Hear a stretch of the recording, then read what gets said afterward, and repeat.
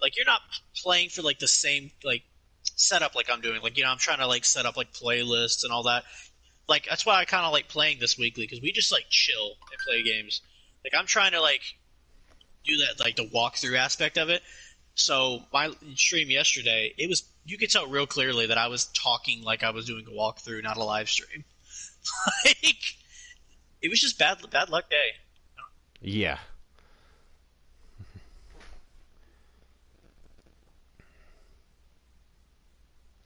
No kidding, man. But I was like, I hope someone joins. So I just realized it kicked you smooth out, right? Is that what you're saying? So it kicked me out of the game. Yeah. So Like, I'm because curious. I the wonder if I game have is to on my back out. extended storage. The game is on my extended storage, Uh huh. and that just completely shut down because it didn't have access to that route anymore. So I All had to right. go out, repair the extended storage route. Well, that's what I was saying. So let me know if it pops you back in here, because if if you start up and I'm not in there, then I'm gonna have to back out of this little. Yes, sir. We're session. back. All So right. let me know. I'm gonna send you or I'll just join yours, I guess. No. You start it. You start.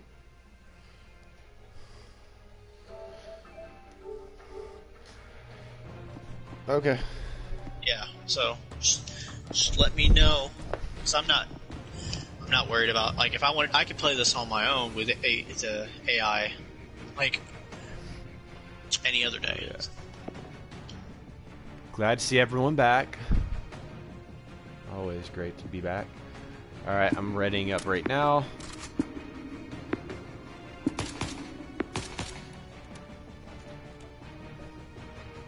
Oh shoot, I'm the chick. No! Starting game. I didn't notice you weren't in here for a minute because your character you were playing is level 30, so the AI is level 30. Gosh, of course he is. Steal my stats! So if it starts up and I'm not in there, then I'll just quit the main menu and join your session. That sounds good. Oh, I need to go back to AliExpress. I think I'm going to do a giveaway soon. Because I Really? noticed I have Teen Titans first season, but also have the full collection now. So I'm like, I can get rid of that. But AliExpress, I found this really cool thing. Really cheap there. But it's Teen Titans collectible card game. The starter pack. And they have like a bunch of them there. But I don't see them anywhere else. So I'm like, that could be a fun thing that people will want. Teen Titans kit. First season with a tradable card game. It'd be pretty fun.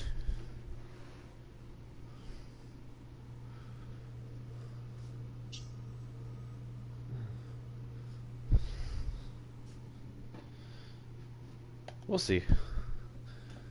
Also, this may be a hot take, but so I really like Three Jokers, but I think Hush, I think it's a little overrated. It's a really good story.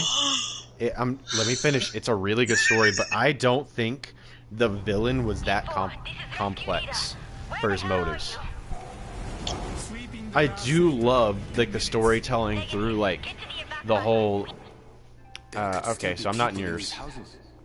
All right, so give me a second. I'll hop in yours. I'll send the invite. Like I think it's a really well written story through the detective work and all that, but I don't think what's his name is that like I'm not leaving anyone behind. interesting of a Thomas- character. Tommy? Thomas Elliott. Yeah. He's cool, It's quiet. but like I wish they would have done more with his motives. That's the only problem. That's literally the only problem I had with him. Yeah, because I mean, at the end of the day, if I remember correctly, he just wanted his money. That's like, Yeah. oh, why'd you save them? Like, oh man, like. Yeah, they kind So, of just yeah. glossed over that at the end, and it kind of was like, So the ending was just kind of bare bone for me. I did like the Riddler part though. That was fun. What you think of the part where? 'Cause it's been a while, so I might be mixing it up. But like the part where he had Batman believing that Joker had unalived. his friend. You remember what I'm talking about? Oh, I thought that was. See, that's one of the things where people are like, "Ugh, Batman and Joker are so toxic. Batman like just together." Like it was a funny joke at first, but people just make it sound like Batman's so codependent on him. I'm like, how many times has Batman just been like, "I'm gonna kill this mother," and someone said, "Don't do it. You know you cannot handle that." It's not the like Commissioner Gordon is by the books. He's like, "That's illegal. You can't do that." But then his friends are like, "I know your emotional capabilities, and you will not be able to handle that." Because that's his biggest flaw, his emotional capability for that handling that kind of stuff. And it's a hard, like, people don't realize how hard of a toll that can play on someone, taking a life.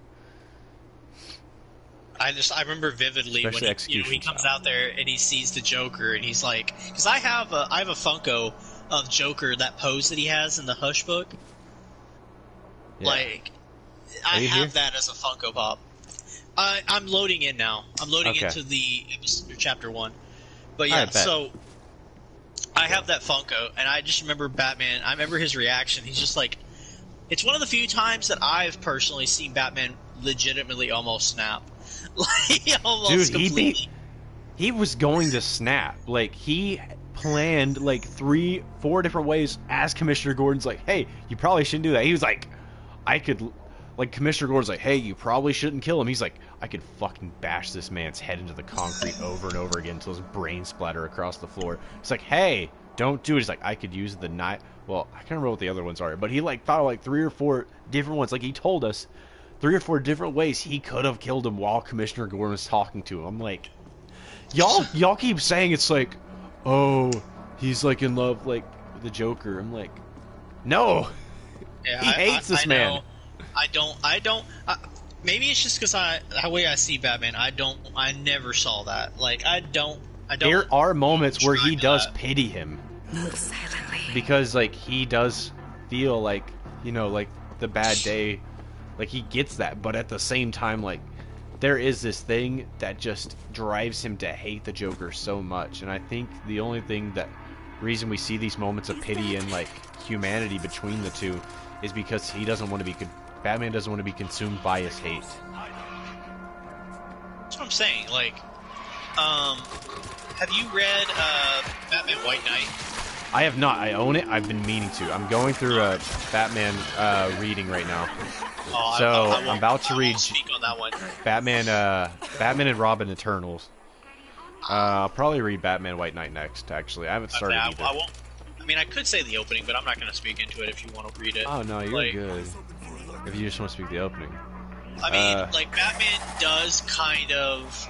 I think it's one of the few times I think Batman really kind of goes too far. Like, he catches the Joker, and he basically what he does is he shoves this unknown pill bottle down his throat, puts him in a coma, almost kills him.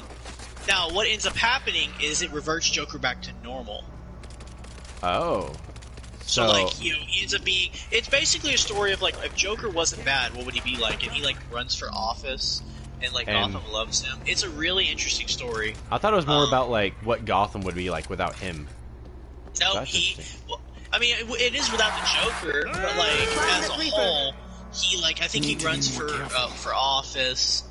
He starts doing, like, charity work for the community. It's... Like, I don't want to spoil the story, but, like, it's I get you. An interesting story. So kind of like, I guess the Harley Quinn thing was kind of a reference to that. Yeah. But, and I think the way it wraps up is, like, dang, super interesting. Like I said, I kind of wish you'd read it, because I was like, I want to know how you think of that part, but I'm not going to spoil it. I finally watched The Batman. That was pretty good. Oh, here's my thing. I want to know your take on it in a minute, but all I'll say is I got some straight up hate on my TikTok page, like usual, for what I said about the movie. And it was positive. That's the weirdest part. Really? I said it was the best Batman movie, live action, that we've ever gotten. And someone was like, "What about The Dark Knight?" I was like, I mean, I could argue maybe that's a better like fundamental movie, but at the end of the day, I want like it was the few times I left the theater and I was like, that felt like the Detective Batman that we really haven't seen much of. There was some stuff lacking, but I really enjoyed. Yeah, I really enjoyed that aspect of the movie. So you switched over to the girl? I just saw your name. I didn't know you switched over to the chick. I didn't mean to. I told you. So one thing I will say, I think everyone overreacted to the white privilege line. That's someone who tends to be a little more conservative. I'm not really conservative, or like super conservative, but that white privilege line was so like over exaggerated. It wasn't really preachy to the audience. Like it wasn't really about it was more about character than anything. And she wasn't even right about it because Thomas Wayne wasn't one of the persons she was talking about wasn't just some asshole using his white privilege to do wrong. He was a good person who made a mistake. And that's what the movie said. So her line isn't... And then Bruce Wayne, literally... And I mean... Like, certain things do exist, like, as much as you want to hate on it. Is it as prominent as people say? No, I don't think so. But white privilege does exist somewhat, I will say. But... And it wasn't about...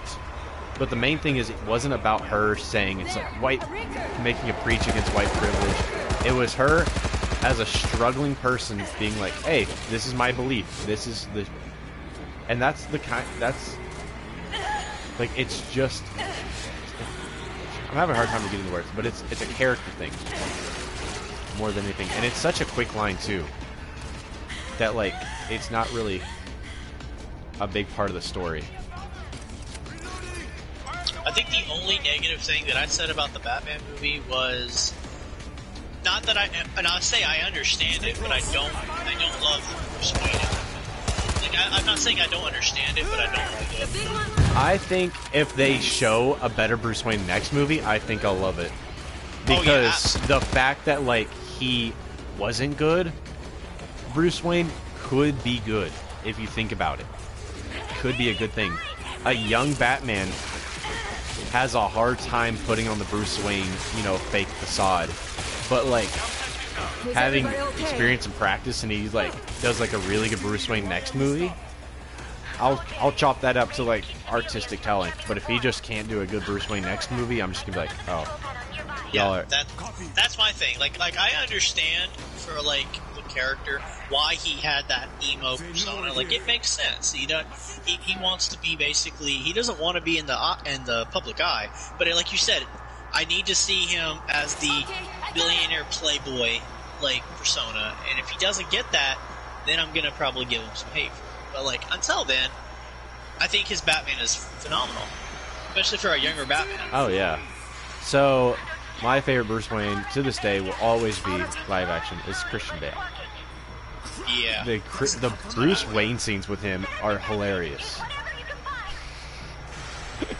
Like, it's so over-exaggerated sometimes, but it's so fun. And he's just sitting in the restaurant, and he has, like, the dumbest girls with him. Like, we want to go swimming! And he's like, okay, I'm not your mother. Why would someone run around the city in a bad suit? Come on. That person should be in Arkham. Like, that is kind of what I expect from a Bruce Wayne. But it's like... And, like, he really sells that persona so well. A little too well sometimes, where you're just like, oh, you're being way... But it's like, when they're in the restaurant and they're like, we want to go swimming, he's like, sir? They can't do that. It's like, of course they can.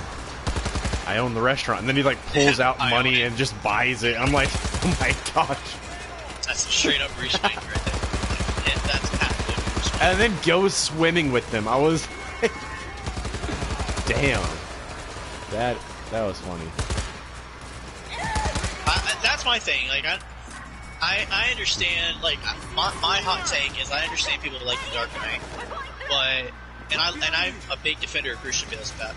But I don't think that's the best Batman movie. I think that movie is carried by a villain performance. Like, it is. I think that's fine. I think I think, and like I think the Joker story was really good. I think like the climax build up, everything like that was really good. So I think it's a great movie. But like, if it's not your favorite, I get that. Here's the hot take most people have, and I see what you have to say on it now that you've seen it. Everyone I talk to seemed to hate this re-envision of the Joker. Or not Joker, but Riddler. I thought it was dope, I'm just being honest. I liked it. I've never seen the Joker as like a super serious villain. And after that movie, I was like, yo, that was kind of cool. Like, I like that. I mean, it's not my favorite, don't get me wrong. Like, but I liked it. It was fine. It kind of gave me... So that's, like, if you want to get political, that part probably sold, like... Because he had incel vibes going on the whole time. Because, like, he was online, he's chronically online. He had, like, this mass following that was, like, of just, like, these school shooter types. I'm like, yeah, no, this... Y'all are definitely creating he had enough following that when he said, hey, meet me here, we're gonna basically try to flood the city, lots of people showed up. So, yeah.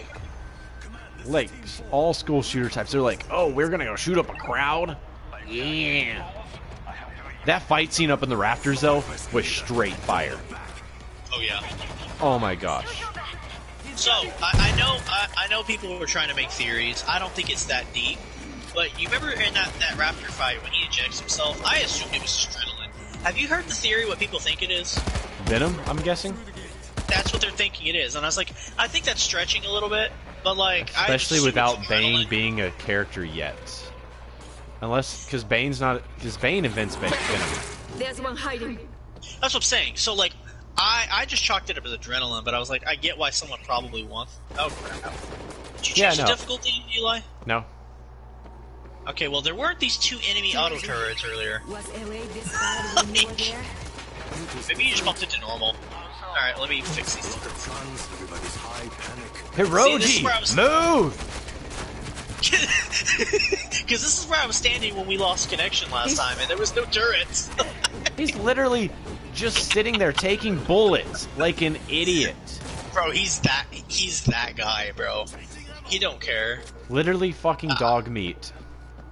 See, I think you agree. I thought it was a little far-fetched. Like, bro, he's using like a prototype Venom, and I was like, nah. I think it's just adrenaline. Yeah, no, because he's used adrenaline before in the comics, so that's not a far-fetched. Searching the stash. And he has used Venom, but like without what's his name being an established character, it's a star-fetch. I didn't know this. Did you know that, like, Red Hood, I guess, I don't know if it's current, but I know Red Hood uses Venom? I was not aware of that. He doesn't use... Well, he may use Venom. I am not current. But he does keep, like... He has been shown to keep, like, a little shot just in case for a while now. Huh. But, dang, like, it's a temporary... It's a temporary shot, like, that just... It's a very small... Like... One time he used it to break out of Supergirls. That's one you'll see on TikTok vlog. I don't know what comic it's from, but he used it to break out of what's her name's grip, Supergirls. Who wasn't paying attention to him. That panel, and I was like, "There's no way Red Hood broke Kara's grip. There's no way."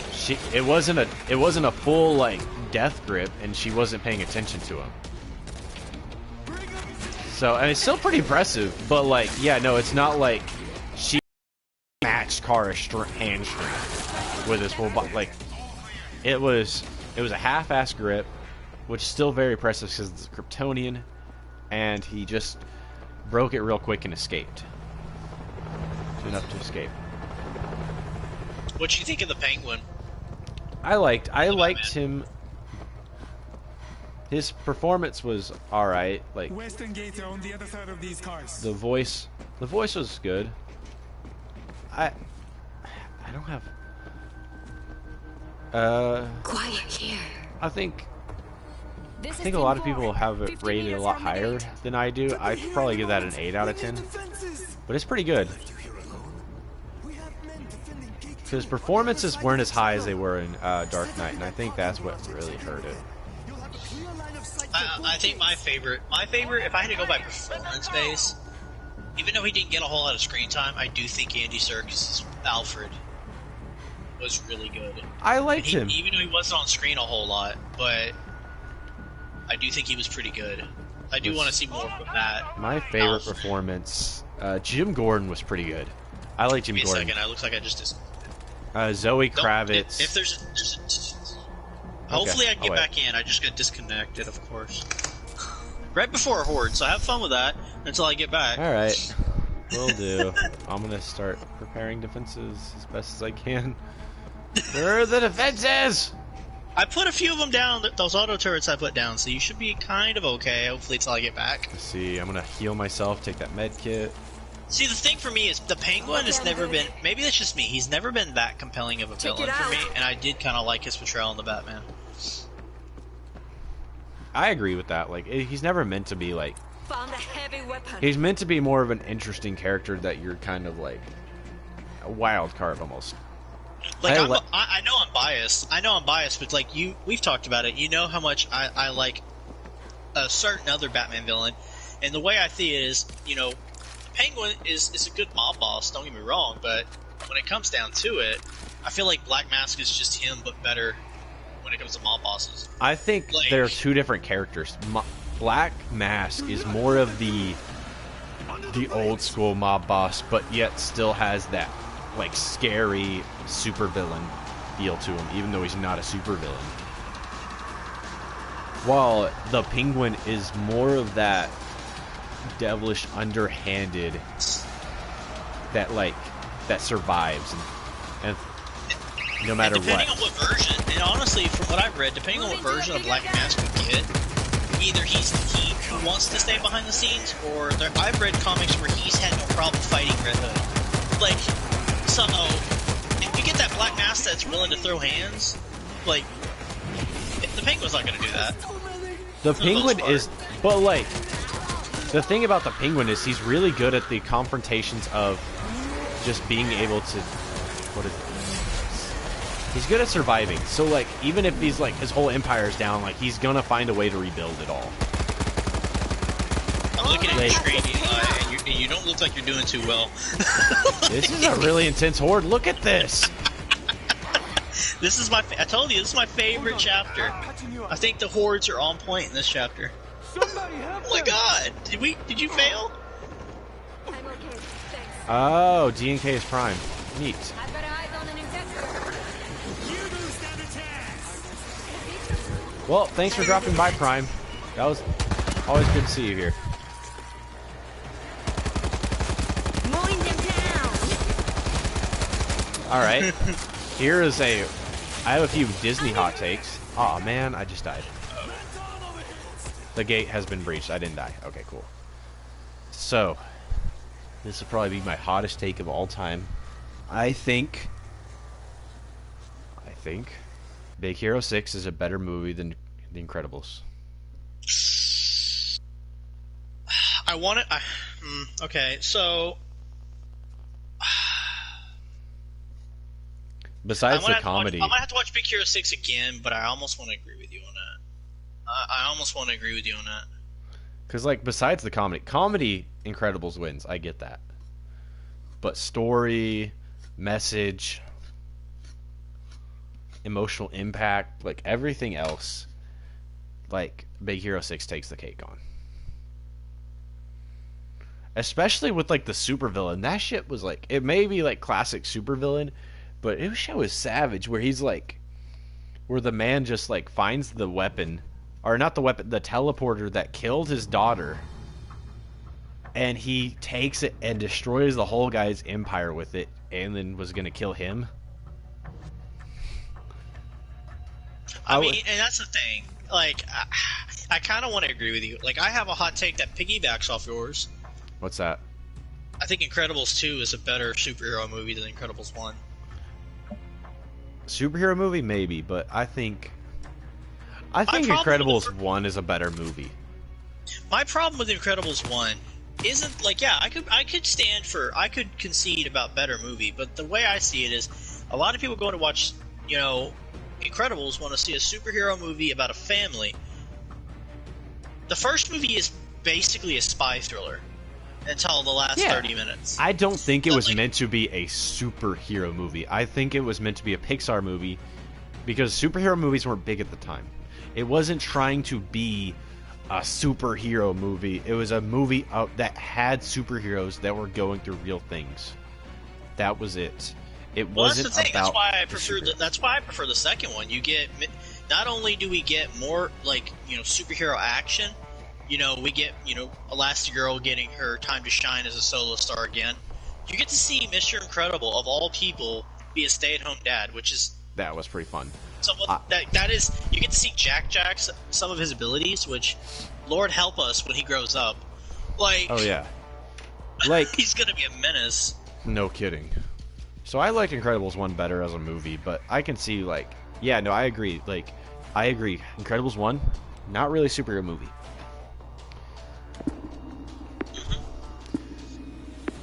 Let's see. I had a couple other hot takes. Oh, Frozen is not bad because it's a princess movie. It's bad because it's boring. Yeah, I've been forced to watch it more times than I care to admit. Frozen has good concepts. Frozen has good concepts. It just does not deliver on them. Kristoff could have been an interesting character. Anna could have been funny. Elsa. Oh, gosh. Elsa was the most boring character in that entire movie. Here's where I get arguments with people. And they won't agree with me. And here's my thing. Because I've had, like you said, I've had someone say that I just don't like it because it's a Disney princess movie. Okay, fine. And I was like, how do you classify a Disney princess? They're saying a Disney animated movie with the lead as a female. I was like, okay, cool. With your qualifications, Moana is a superior film across the board. And they're like, no, it's not. I was like, yes, it is. People think Moana isn't superior. But, I mean, that one got its time in the sun. I think out of the three of those kind of movies, I think Tangled doesn't get enough love. Yeah, I could see that. Because only adults will say, "Oh, it's pretty good," but no, they didn't have the kids stuff. They didn't sell all the others as well as the other ones. I'm like, it had better music, it had better choreography. Yeah, don't get me started. I know music's subjective, but don't get me started. I think almost every song in Moana is better than the music in Frozen. It is. Maybe that's just my take. The music in Frozen was boring. Hans was a boring villain. He had such potential. He had the potential to be a good villain. They just did not utilize it correctly. And I know you said that Frozen 2. Wait, before you go. Frozen 2. I have not watched Frozen 2, and you can go ahead and talk about it if you want. I'm not going to watch it. It is straight up ass. Again, for people to Frozen 1 is mid. I have no hate to Frozen 2. I know I'm not going to be interested in it, so I'm not going to put myself through it. Frozen 1 was mid. Frozen 2 was ass. The storyline was just it had the quality of one of those straight to VHS Disney movies back in the day. There could still be people in these houses. You know which one I'm talking about? When the Cinderella 2 stepmom visits the castle kind of movie. Just the story was so much more half-assed. And none of the characters were utilized correctly. Everything was poorly explained. It's so terrible. Before you go on your more your continued rant of Frozen 2, which is fine. Why did they have to kick us this far back? They could have at least put us past the bus. They really threw us to the freaking beginning. Why? Interesting. That's because original concept was that Elsa was the villain, but when they wrote the song "Let It Go," they turned her into one of the good guys. So she was just supposed to stay the villain. If she would have stayed the villain, I feel like they could have done, or had Hans showed more about Hans beforehand and his motives. Elsa would have been a kind of interesting villain. I'll give her that. Too loud. Let's go. I think they should have made her ascension into villainhood more prominent. So even if she repents at the end, it would be a controversial road that there's reasons why she struggles, and not just oh my gosh, I accidentally created endless winter that can be reversed if I just learned how to control my powers, and I actually haven't hurt anyone yet, so there's no reason to feel remorse yet. So she was almost there, but she already felt like she was there, and it's like that doesn't feel real to us. It feels like an excuse to just keep her, like, you know, a villain for a little bit more. Well, so Frozen 2 doesn't improve upon Frozen 1. That's not what I'm getting at. Yeah, Like, it's just the stereotypical. It's like, we don't like them, they don't like us. Okay, we'll work together against this ancient. The end. I'm not real. Tangled, though. Tangled storytelling. It's humor. Everything hits so well. I absolutely adore Tangled. Even for a prince, like, I'm not a big princess movie fan. I will agree. Like, I will state that clearly. But Tangled got a solid 8.5, like 8.75 out of 10, and that's a pretty high rating for that. I can get behind that because I mean, Tangled, like, as a man, I can watch Tangled and I still have a good time. So I can get behind that. Like, yeah, I know you said that, like, Tangled admittedly doesn't get the time to shine. Let's be 100% honest. The only reason Moana gets time to shine is because The Rock was in it. 100%. Also, Lin-Manuel did the music as well. Lin-Manuel did the music for Frozen and for Moana, and he has been taking off really big lately with, well, that's what I'm like, saying. Hamilton and all that stuff. We would be having the same conversation about Moana if The Rock wasn't in Moana. We'd be like, hey, you remember Tangled and Moana? Those deserve more love. But, like, again, you have Dwayne Johnson, so it's going to obviously get more I don't media. think he was the one that sold it that much. I think it was more Lin-Manuel than anything, like, because he was just really big around that time. Oh, no, I get that. Oh, I totally get that. But a lot of people bash The Rock's performance in that, actually. That's weird. Because I love it. Like, Because maybe everyone... it's because I Well, just love the idea of it was his singing singing more so. A lot of people bash his singing. That's the thing. I can get behind, for me, people that aren't singers. If, like, for example, like The Rock. To me, you can hear, like, the genuine, like, fun in his voice. So, like, I can get over that. Like, Oh, yeah. I agree on that 100%. I was just letting you know other people's takes so you can get a perception on this. That's fair. So, yeah, no, a lot of people, like, Lin-Manuel was really taking off around that time. He wrote the music for Frozen. He wrote the music for that. He also wrote the play Hamilton, which had, I think, a near all-black cast, or at least a very mixed-race cast, for a story that's about, like, the history of white people. Yeah, I'm waiting to watch it. But also kind of, like, reflects a more truthful nature, from what I've heard. I haven't fully watched it. So it's interesting. Well, I know a lot of people haven't watched it because it's a 3-hour musical. So, like, you're gonna have to sell somebody on it. Watch it. Like, I love musicals, and I'm one of those people that when I see a runtime, I don't. Oh my god! Like, I know a lot of people don't like that. I think it's interesting. I think you may like it. Like, I've seen half of it with my wife, and I got pretty interested. I had watched, like, halfway through because she was trying to get me to watch. I'm like, I don't like musicals. I don't like musicals. Got halfway through, I was like, okay. I started paying attention. I'm like, you know what? This is actually kind of fun. It's a very fun concept. It's cool. It's well written. I think Lin-Manuel is a good writer, and I like him. I don't think Frozen was that great, but also his music in Moana was really good. So,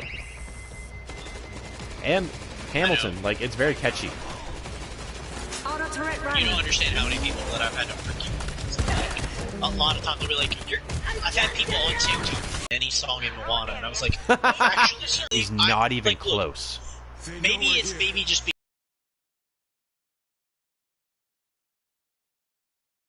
then Sinless to Let It Go. And I think the main girl, 100%. I can't pronounce her name, but the main girl who does Moana, her song, like, her singing voice is top tier. Like, Idina Menzel is a great singer, and she sounds amazing in Let It Go. But the actual music and lyric, like, it just doesn't. It's so boring of a song. Idina Menzel really carries that song. Like, if sung by anyone else, it would have been ass. I'll never take that from her. She can sing. I just don't know. You know what has better music than both of those? All three of these movies. What? Princess and the Frog. That's been getting a lot of love on TikTok lately. With the villain song. I can get behind that. Princess and the Frog, again, another movie they're like, it's a princess movie, you won't like it. And I'm like, no, I thoroughly enjoy Princess and the Frog. Keith David was the villain. Keith David and has one of the best songs in the movie. Yeah. Like, it's just, that one for me is just the energy. It is so energetic. It's so fun to listen to. Oh, yeah. So, for anyone who doesn't know who Keith David is, in the hit series Saints Row, he's Keith David. And Agent Cody Banks, he's the CIA director. And most of all, he's Spawn. He is Spawn. I love how you start. The first person you say he did, oh, himself. But come on, his character is so amazing in Saints Row. He is. He said Keith David as Keith David. Like, yeah, that's him. Oh man, I love the Saints Row games. Absolutely. Oh, you want to talk about a gaming hot take? Okay, here you go. I think the Saints Row. Now I can't say all of them because I haven't played the first Saints Row and I've played some of them too. But for 3 and 4, I think Saints Row is better than Grand Theft Auto. I 100% agree. Like the old games were better. The old Saints Row games were 1,000% better than the old Grand Theft Auto games. But like gameplay wise, definitely. I know people are like, "How can you say that?" I was like, "I'll tell you exactly why." I thought Lin-Manuel I've did the music for Frozen.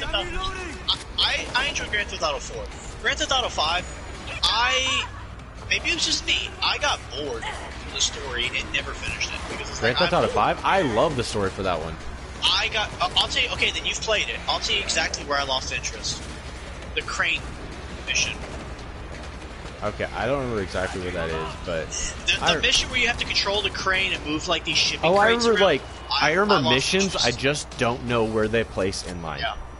So, and that's the thing. Saints Row 3, and maybe that's it. Someone's going to be like, "Well, you just don't like serious storytelling." Fine, but like in Saints Row 3, do I want to go on a mission where I have to save Mayor Burt Reynolds? Yeah, I'm going to have a lot more fun with that. Oh yeah, that's or go on a superhero mission. Run around the city like basically Flash with super-powered Keith David? Yeah, I'm going to go with that. Oh, yeah. I'm going to pick that. That was so much fun. I know a lot of people seem to think with some low-blow humor to make it fun. I like the scene. It's so middle school humor, but I love it. Where you get to the point where he's like, punch a dickhead or punch a dick in the head. Yep. Yep. So, like, don't get me wrong. Like, I'm not gonna say that the story's fundamentally better by any stance, but it's just I think it's just a much funner game. I will 100% agree. What are your thoughts on Saints Row: Gat Out of Hell?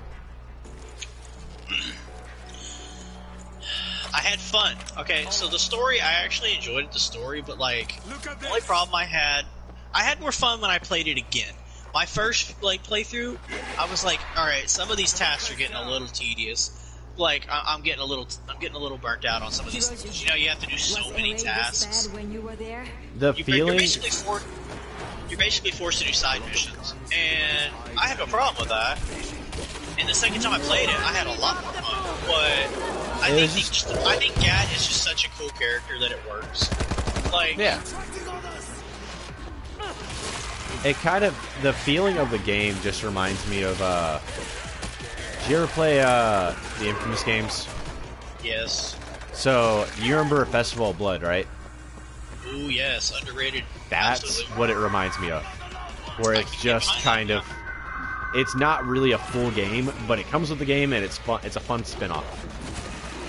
I can get behind that, yeah. Festival of Blood, that's a game that people don't talk about enough. That was, you get Colton McGrath as a vampire, and it was just loads of fun. It wasn't really a story, but it's fun.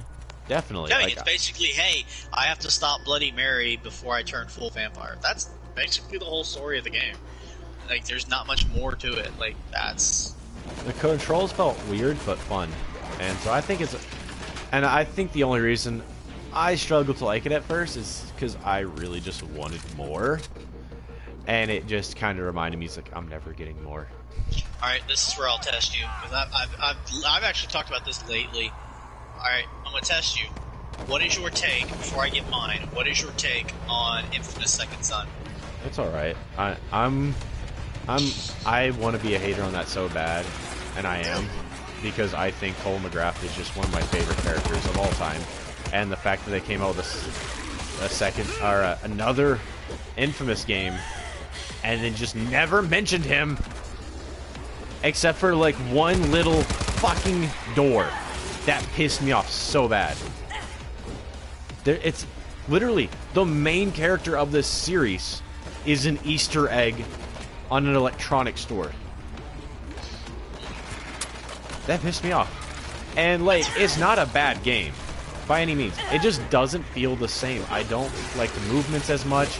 I don't like the fact that like there's too many elements, and not all of them like have enough like unique attacks on them.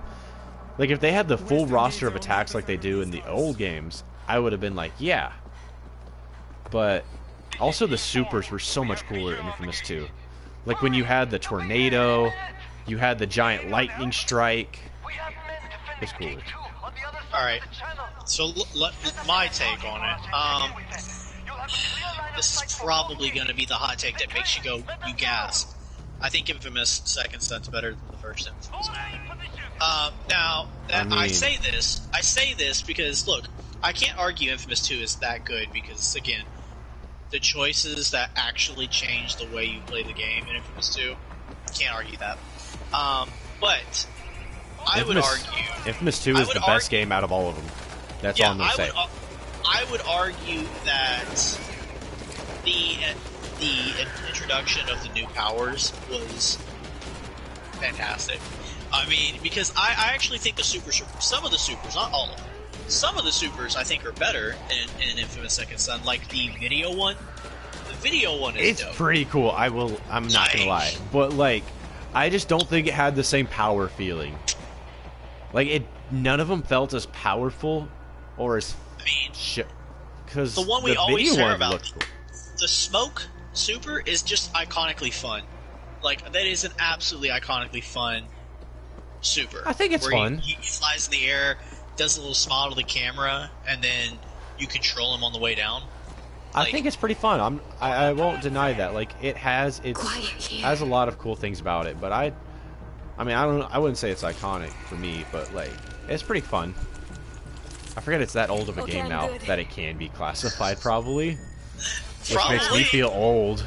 And look, I can 100% agree because the Cole McGrath, they admittedly, yes, they do not do much explaining for that. They're kind of just like all we're basically told was, I guess the ending is the good ending where Cole died, but it didn't kill. Because you have to basically do your own research on that. So basically, if you weren't aware, Infamous Second Son is supposed to take place after the good ending, where originally in Infamous 2 it said, oh my god. But like, one thing that really irritated me was where it's like, oh, he saved the day and everyone lived happy ever after. Just kidding, the government just happened to come back, and now we're back and now we're like X-Men. The government is hunting down the X-Men. But luckily yeah, so like they say it a bit, but if you look behind it, it gives you more detail. Like basically, because the way they say it in Infamous 2 was if Cole died, basically anyone with the gene would die as well. You would save most of the population. Yeah. And so it's like, okay, cool. But then they're like, well, how did these... Wait, no, he survived. He survived in Infamous 2 in the good ending. Don't you remember? No, the bad ending, he survives. No. He died. Like, they thought he died. And then, like, oh, man. But, like, they thought he died. And then, like, you're talking he gets... about... Oh, yeah, okay. I know what you're talking about. He survives. Yeah, because you have that lightning, that little, like, electricity at the end. But, okay. They might have ignored that. I'm going to just assume that the way we see the world in Infamous Second Son, he probably went into hiding. I think that's fair to assume. Because apparently he just was a giant pussy and opened up a Electronics store. But they said that 98% of all the people with those genes died. So there was still 2%. But I do admit it's a very flimsy start where you're like, okay. And between that time, they build up the DUP, which I actually don't mind the villain. I think the villain is perfectly hateable. Actually, she is straight up I will hateable. say the villain is a much more interesting character than Destin, whatever his name is. You don't like Delson? That's it. Not really. I think he's You all don't right. like this. I think he's just too mid compared to like peak Cole. It's just peak McGrath just carries. So I think I don't know. What are we doing wrong, Eli? We are getting absolutely steamrolled. also, What you is saw happening? I know. I'll see if the. There's oh my no gosh, easier we're just. difficulty. So you saw my TikTok on best relationships in media, right? I have not seen it. I think I scrolled and I think I hearted it, but I hadn't checked it. What was it? All right, so I'm gonna go over them right now.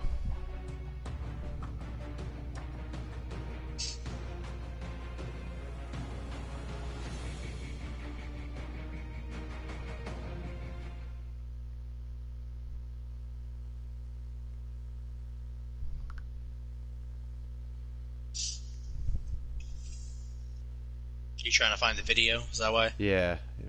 Okay. I was like, got real quiet, and I was like, No, while you're looking that up, I'll say Delson is I think Delson's an interesting character. Oh, You know, the little the Native American tribe. I can't remember what they were. I thought that was an interesting setup. I think it is carried a little bit by Troy Baker. I mean, Troy Baker did put that character on his back and walk with it. all right, here we go. Jack and Rudy from Kicking It. Okay. Wally West and Artemis from Young Justice. Okay. Alex and Justin Russo from The Wizard of Waverly Places. Then we have Captain Mitchell and Carter Grayson. Jesus. It's a great one. You cannot deny that's a great mentor-mentee relationship. Oh yeah, don't get me wrong. Well, you said relationship. My first thought wasn't mentorship. So I was like, Well, I mean, the first one, Jack and Rudy from Kicking It, that's a mentor relationship. I know. I have but it titled- Remember, I told you I haven't watched a lot of Kicking It. So when you said that, I started going, Eli. But it's titled Some of My Favorite Relationships in Fiction, not specifically romantic. Okay, then that I can get behind him now.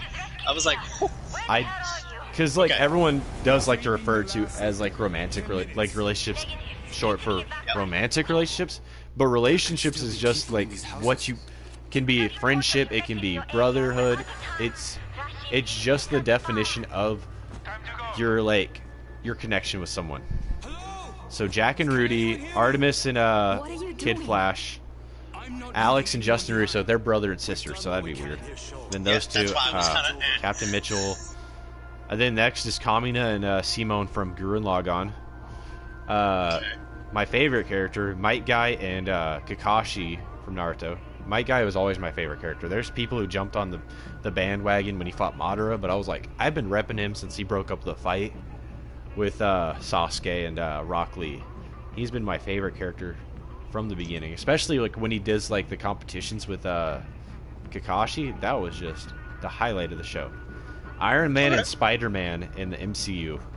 I'm sorry, I really enjoy it. I get it. It's fair. not for everyone. For me, I loved it. I think they played well off each other. I think the story was written well. I loved it. Percy and Annabeth, obviously. And then the next one, Cole McGrath. And, oh my gosh, and Zeke. That's it. Couldn't remember his name for a second. oh yeah. Okay, I can't argue those. I can't argue that. Like, don't get me wrong. I can see the Tony Iron Man or Spider-Man thing. Like, don't get me wrong. Like, I made someone got mad at me because I said that I didn't get sad at Tony's death. I got sad at Peter's realization of what was happening. like Tony himself didn't make me cry. I didn't get emotional until I saw Pete Peter's reaction. And I was like, yeah, that gave me some tears. I didn't really cry at Tony's death. I love his character. I don't really cry at deaths. There's only like one death. There's very few parts in media that'll actually make me cry. One of those is actually Takadashi's death. I'm terrible with names. Big Hero 6, older brother, actually made me cry because that actually plays a big part in my childhood. Because I lost my brother at a young age, and it's like when I saw that scene, I was like, "Fuck." That would be brutal then. Absolutely. Like, I wasn't even like, oh, I really like this character. Like, oh my, like, you know, you have those cries where you're just like, you can feel it come on, and you're like, you feel sad beforehand. I was rewatching. I did not feel sad. I was like, oh, like, I'm, you know, watching this as mature. And then, like, I just start crying. I'm like, oh. I didn't feel anything while watching it, but like my body just like advertently cried. I was like, okay, this is how it's gonna go. Yeah, see, I'm not afraid to admit I'm very emotional with these movies. You're gonna tell me you didn't shed a tear when Logan died in Logan? Like I'm not really a crier. Like it's not really like it's not a manly thing. It's not a tough thing. I'm not a fan of it, honestly.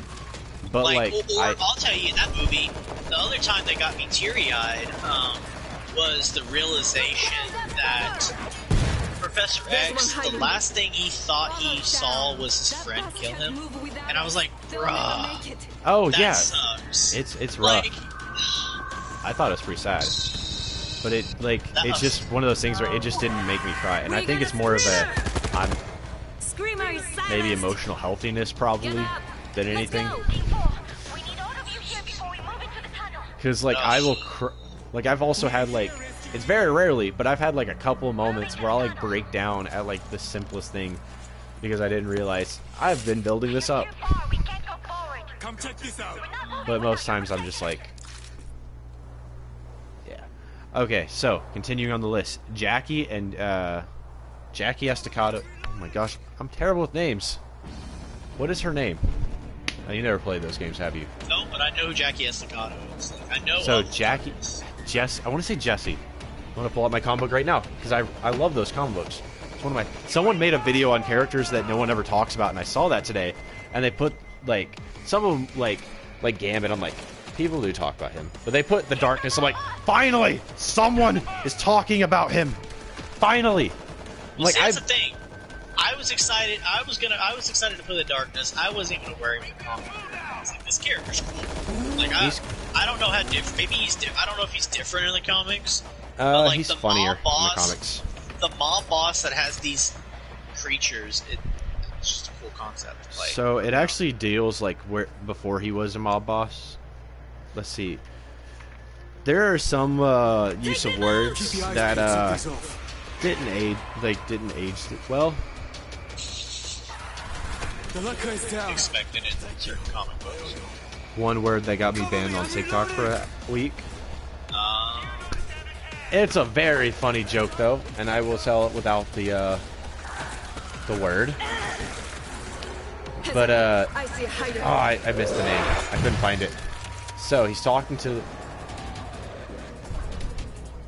You know, I'm just gonna Google it. I pulled out the comic book.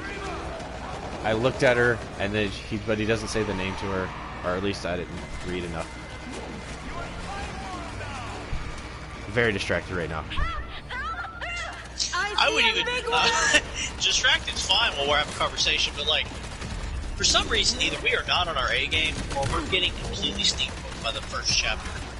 Like, we should not be playing this. Ginny. It's Ginny. Okay. Ginny, okay. I knew it was a J name. I knew that. So the next one I have in that relationship one is Jackie and Ginny, because their relationship is absolutely hilarious. Especially in Darkness Origins, which was written by Garth Ennis. Okay. Like, I'm not a fan of all of his work, but he does a really good job in the Darkness series. But the line is hilarious. So they're sitting at the bar. Ginny's the bartender. He's trying to pick up this model, who's not that bright. So she says it's normally frowned upon to I don't remember exact line, but like basically like try to hook up with the mentally. And he goes, she's not that stupid. And Junior replies, like, she believed you when you promised her a walk-in spot on The Simpsons. I mean, she's just gonna walk in The Simpsons. She's just gonna be like a. That's fair. See, that's fair. He's like, all right, she's not that bright, but it's just like one of those lines where you're like, it's not all right to do this. He goes, it's not that, and he goes, really? She thought she was gonna have a background cameo on The Simpsons. I got not like a voice line. Have fun she thought. That buzz. I got disconnected. I'll be back. All right, bet. You can. I'm still on the headset. I just have to wait for all this to load. I'll Also, throw another relationship at you. Now, depending on if you played the last game, that the relationship does get kind of frayed. But Elliot and Tyson Rios. Elliot Salem and Tyson Rios from the Army of Two. Oh shoot! I was about to say I forgot, but Ellie and what's her name? What's his name? From Last of Us Part 1. Joel? Yes, Elliot and Joel from Last of Us Part 1. Part 2, I'm iffy on, but I had a feeling you were going to be iffy on it. just my thought process there. I assumed you were going to be iffy. I did not. I'll say this. I was not ready. I was ready to hate the game, to be 100% honest with you. I was ready to go in going, nope, I'm not going to like this game. And through some parts of it, I didn't. It took a while. Like, once I finished the game, though, I have been kind of become a defender of the game. Which, to me, is impressive, because it made me switch my thought process here. But I'm guessing you were not a big fan of The Last of Us Part 2. Not really. The next one, I know no one will have on their list. Samurai Jack and Aku's daughter. I forgot her name. I've watched Samurai Jack, but I have not finished. I haven't watched all of it, so I'll say I agree with you on that. Because it was continued on to Jack. Adult Swim. And oh my gosh, the wedding scene at the end, oh dude, that almost had me in tears.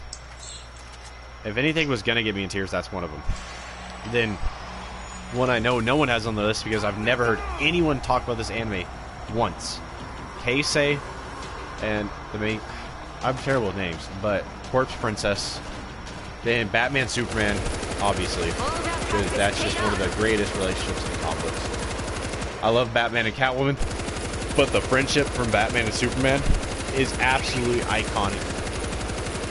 You put that DC friendship over Booster and Ted Cord? I'm sorry, Batman's. First of all, Batman's one of my. I love. That may go in a part 2 because I do love Ted Cord and like I have the panel saved for like when Booster Gold like puts the shield over Ted Cord's gravestone, so no one will ever forget him. Like that scene is so iconic. I absolutely love them, but it's Batman and Superman, two of my favorite characters of all time, and their relationship. It's Batman and Superman. What did you expect? They're just those guys. They really are. And then that's the last one. I may make a part 2 for Elliot and those two. Like, don't get me wrong, it did kind of hurt to find out he was a bad guy in the third one, which I don't even. Here's my thing: I enjoyed the third one, but I feel like most people didn't even play that one. So, which I wouldn't necessarily blame them. Wait, which one? Devil's Cartel. Oh yeah. One you played as Alpha and Bravo. I got you. That's so. Army 2 is definitely a great series. really was. Like, it's just jarring. Like I say the relationship because, you know, the first two, but it's really jarring to think that at the end of Army of Two, the 40th day, if you play Devil's Cartel, apparently Salem, I want to say Salem tried to shoot Rios, and I was like, that seems a little out of character. But, Yeah. okay. Oh, I'm gonna make a romantic relationship, and then I'm gonna show the full crew of Saints Row. I mean, you're not necessarily wrong. I mean, you're not necessarily wrong. Oh, thank God that you've almost escorted that bus, because I don't want to escort this bus anymore. All right, who is the hottest Saints Row character? And who is the funniest lay in Saints Row 4? Oh, that's got to be the robot. The robot? I was gonna say the dweeb. Oh, it's got to be the robot. Especially if you're a guy. It's because he's just like, and you're like, oh yeah. Oh my gosh, this is just like my anime. Get to the ship. I feel like it has to be the oddness of the robot when you ask him, and it's like, oh, okay, yeah, that's what's gonna happen. Keith Davids was pretty funny. I'm not gonna lie. You said most attractive character in Saints Row. Okay. I needed that. This is, Check it out. I'm going blank right now, so I know who I'm gonna say. I just need to find the name. What did she look like? Was it Beehive Girl or Nerd Girl? Because both those were pretty hot. Both those girls. I mean, look.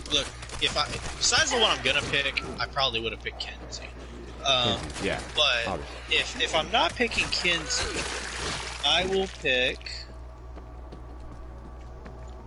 For girls, it's definitely Kinsey is Glasses Girl, right? Hiroji, was Yes. LA this bad when All right, you were there? definitely her. And then guys, it's definitely either Johnny or Keith David.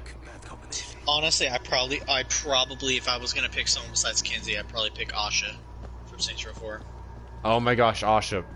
That's who I couldn't remember her name. Asha with the beehive hairdo. Oh my gosh. Beehives. They got away. Like, I remember one of my childhood crushes was who's Amy Winehouse. Amy Winehouse was one of my big childhood crushes. Okay. She was hot, and she had an amazing voice. She did have a good voice. What did I get?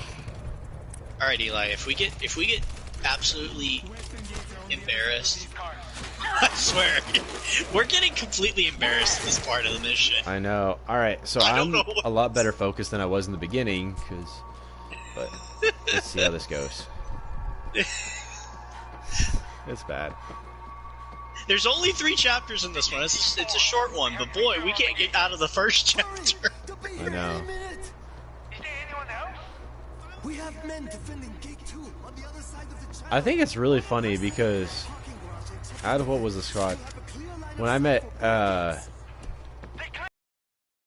thought it was really funny. Sal was like, me and him would like bond over Superman. I was like, all right, this is cool. The group like Superman. Then and then you were like, oh, I hate Superman. I was like, damn it. And then I started talking to you. He was like, yeah, Batman's pretty cool. I was like, all right. And then Sal was like, I hate Batman. I'm like, fuck, come on. Really? Don't get me wrong.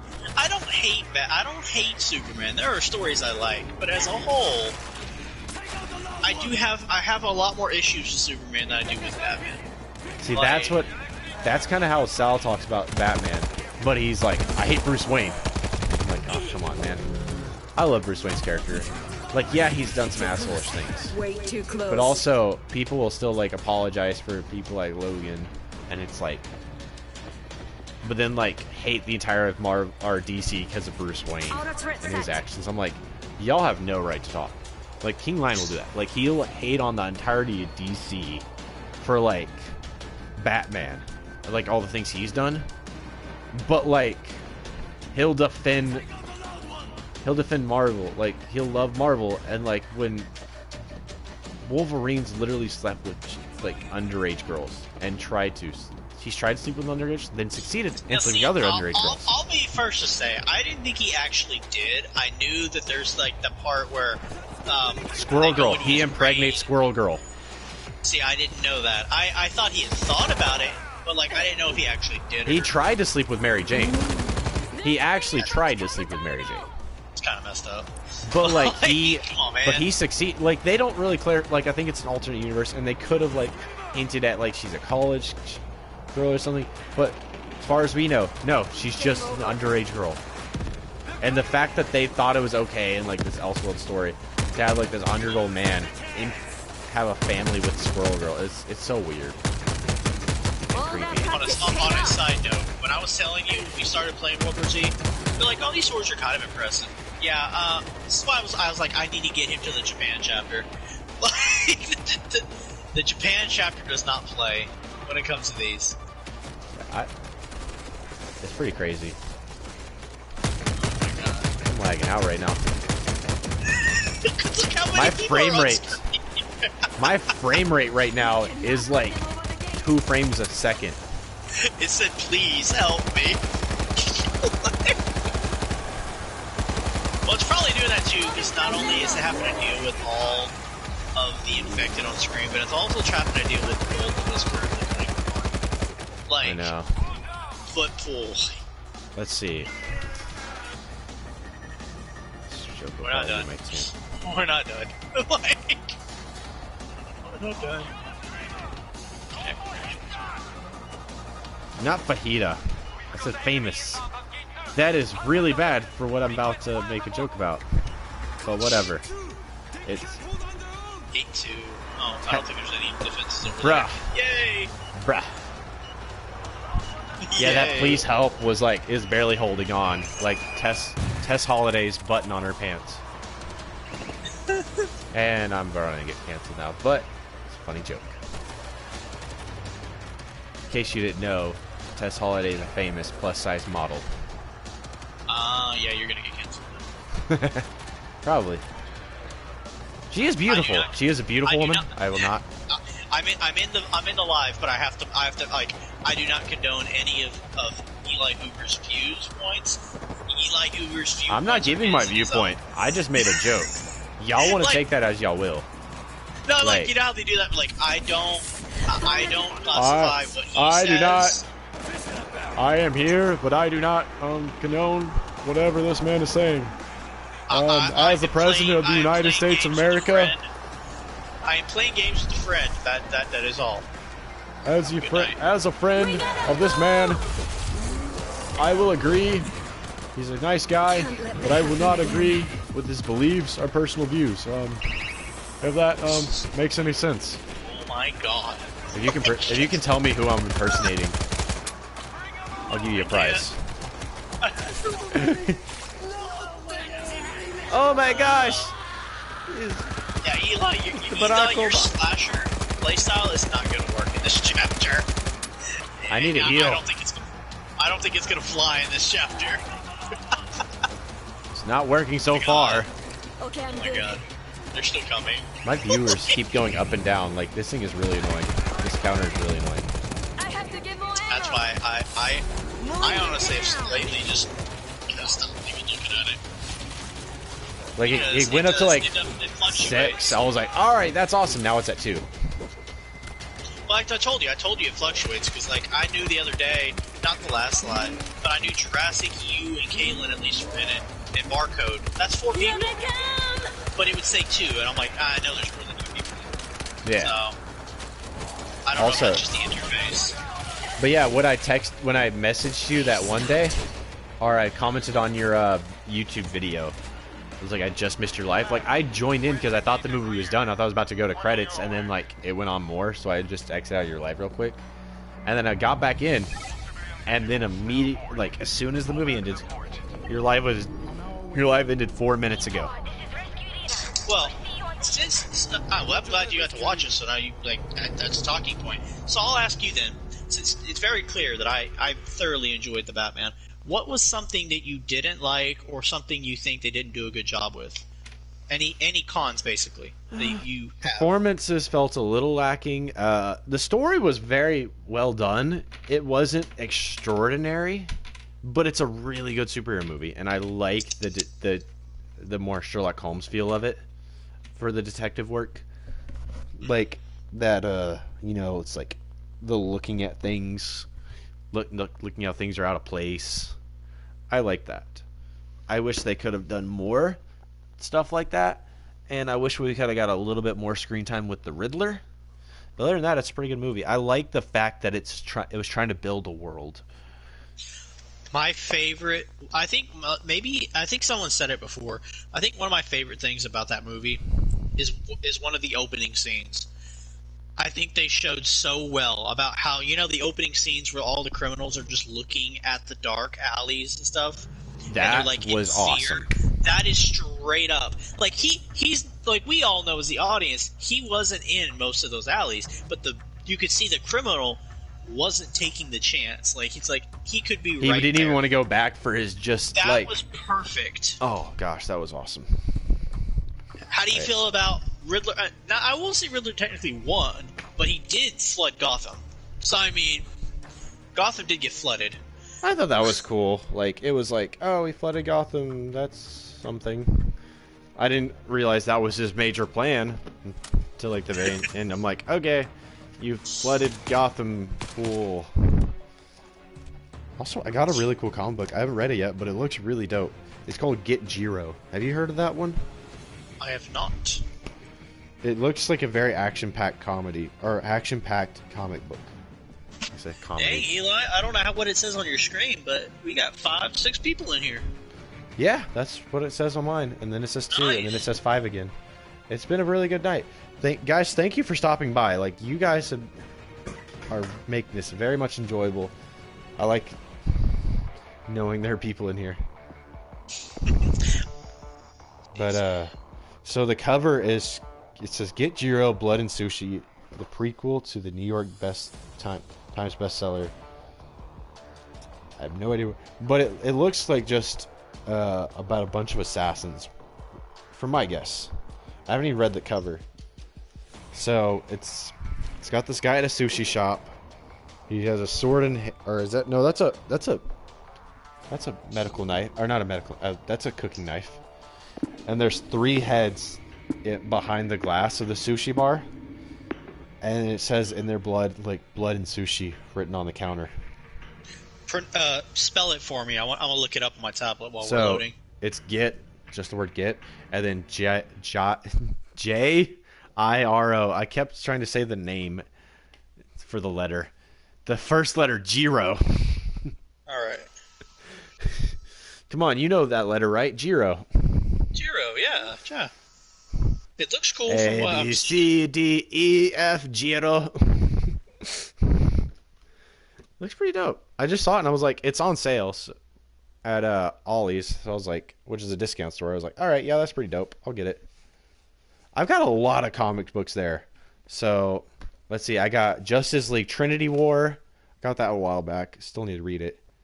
I got that for $4.99 versus its initial selling of $20.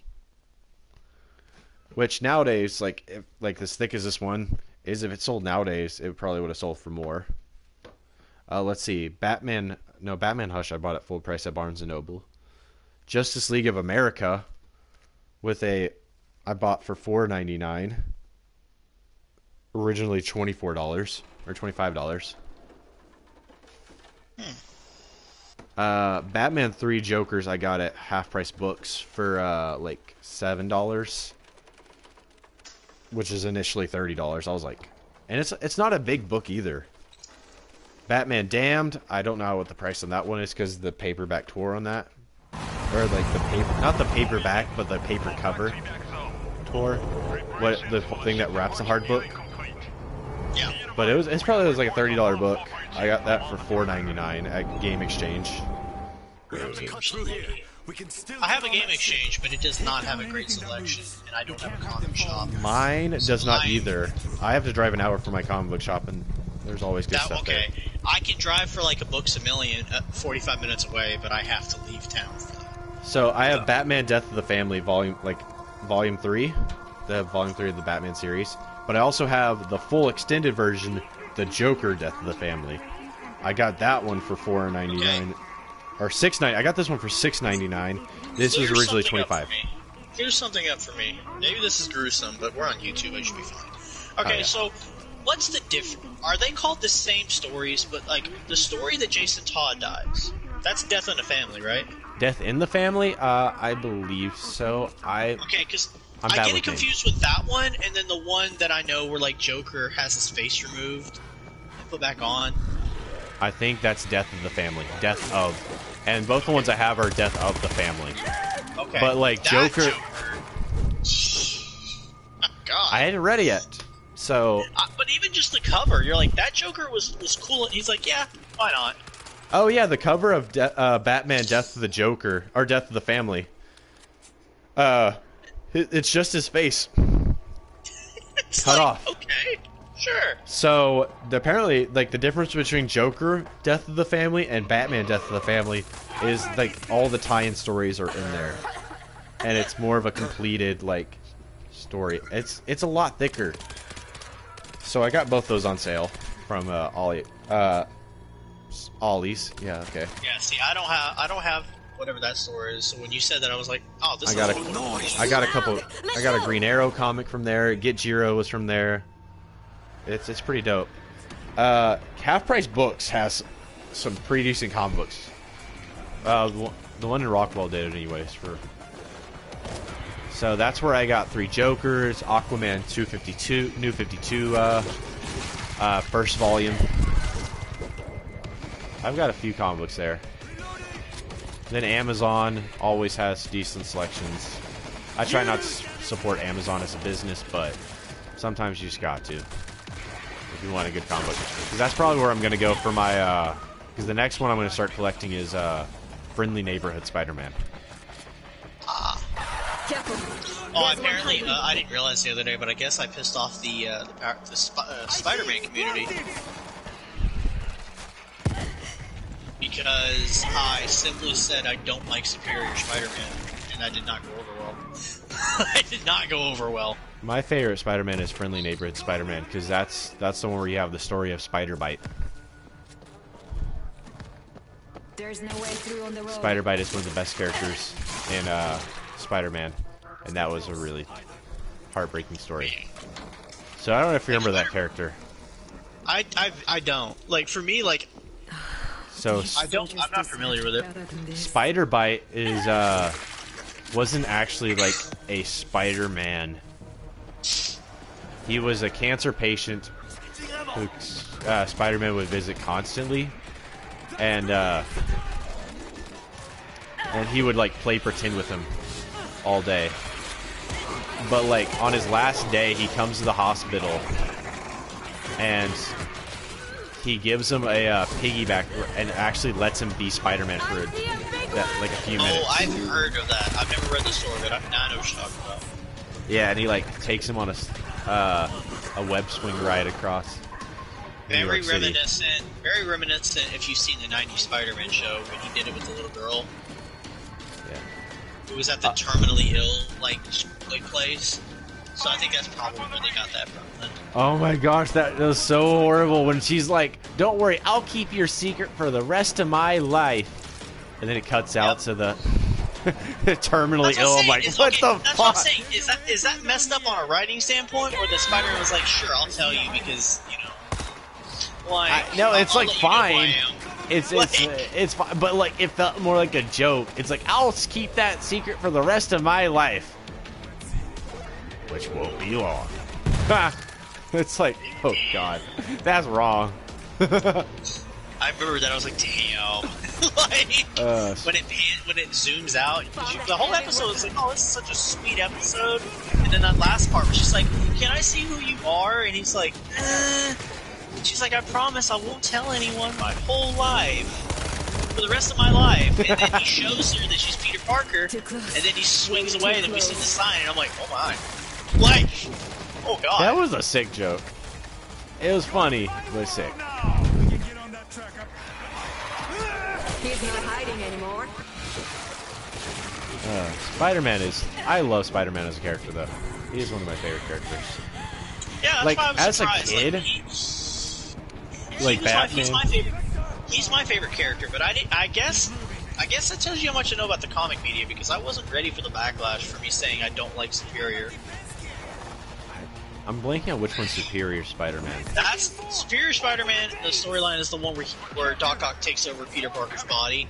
Oh, I thought it was fun, Spider-Man. but I get it. Like it's not like I think it gets a little overhyped, especially when people are like he was a better Spider-Man. I'm like, he was an old man. He had old man wisdom. Like, here's the problem and he had with that. Like you superpowers. just said it. Here's the problem with that. They say he's the better Spider-Man, but he literally says in the story, "I don't know how you do it, Peter." Like he literally says that in the comic. Like he even says it to Peter Parker. He goes, "I don't know how you do what you do every day." Like because you know, for Doc Ock, that's his main job. Like Peter is having to juggle everything, and I was like, I did appreciate that where Doc Ock was like, "Hey, all the things you deal with, and you're still able to be the friendly neighborhood Spider-Man."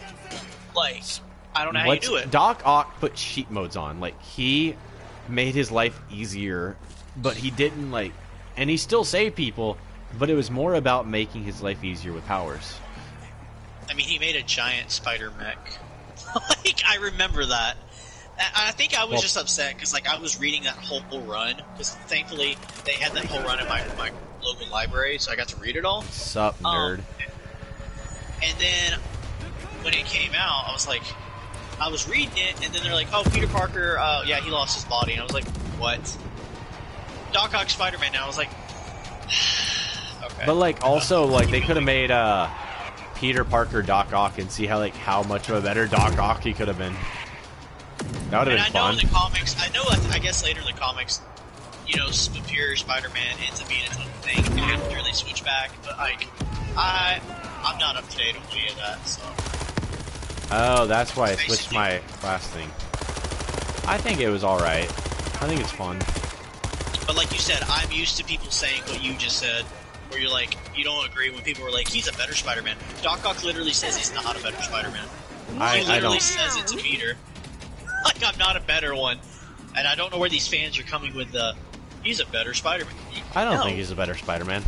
I really don't. Not today. I think he's a good put Spider-Man. all of New York on lockdown and become basically tyrannical to even do what he was doing. But yeah, just I thought it was a mild take, but apparently it was a very hot take. All clear. Moving to a bigger gun. But you never know in comic books, right? You never know in the comic community. Yeah. Patrick just commented, "Friendly neighborhood phantom just shimmered by." Funny comment because we were just talking about friendly neighborhood Spider-Man. Luca asked, "Do you prefer Doc Ock as a villain or anti-hero?" I'm just gonna say villain because I haven't read enough as an anti-hero. Like I love that. For example, maybe this is a hot take. My favorite portrayal of Doc Ock is the PS4 Spider-Man. Oh my goodness, you are so correct about that. That portrayal was absolutely amazing. Like Alfred Molina is a good actor. All right, yeah, no, you're good. I'll keep talking though. But like Alfred Molina is a great actor, but like the story was good. I think Sam Raimi's Spider-Man like gets a little overhyped. I think if they would have gone more with Sam Raimi's style, it could have been better. But it's a great movie. I'm not gonna say that, but it could have been better. Well, yeah, like it's clear. I'm very much a Toby fan, so I will always go to bats for him. But like Molina was my favorite portrayal, but I love the PS4 one where like you see the good in Doc Ock. Kind of you see that in the movie too, but I feel bad for Doc Ock for a while in PS4. Like I genuinely feel bad for him. And then he obviously it corrupts him and he becomes bad. And honestly, I'll say that to this day, Spider-Man's scene where he's talking to Doc Ock at the end after he beats him is one of the best Spider-Man scenes. I don't care. It felt a lot more emotionally impacting. The PS4 game felt a lot more emotionally impacting. Honestly, I don't think Alfred Molina, like his story was even top 2. I think the second one is going to go to Spectacular Spider-Man for okay. All right, so I need to mention this. I need to mention this because I've been getting some absolutely fun comments lately. So, I don't know if you saw my video where I was ranking the Spider-Man projects. It was... You put Spectacular Spider-Man pretty low. I remember that. I was not happy, but I was like, you know what? So, your opinion, look, whatever. I'm going to talk to you about this, because I know it's... I even said in the video, I know most people have it as, like, their favorite. So here's the thing. Okay, it is a good series, don't get me wrong. I do think it starts off really slow. Like, I almost stopped watching. But I will say this.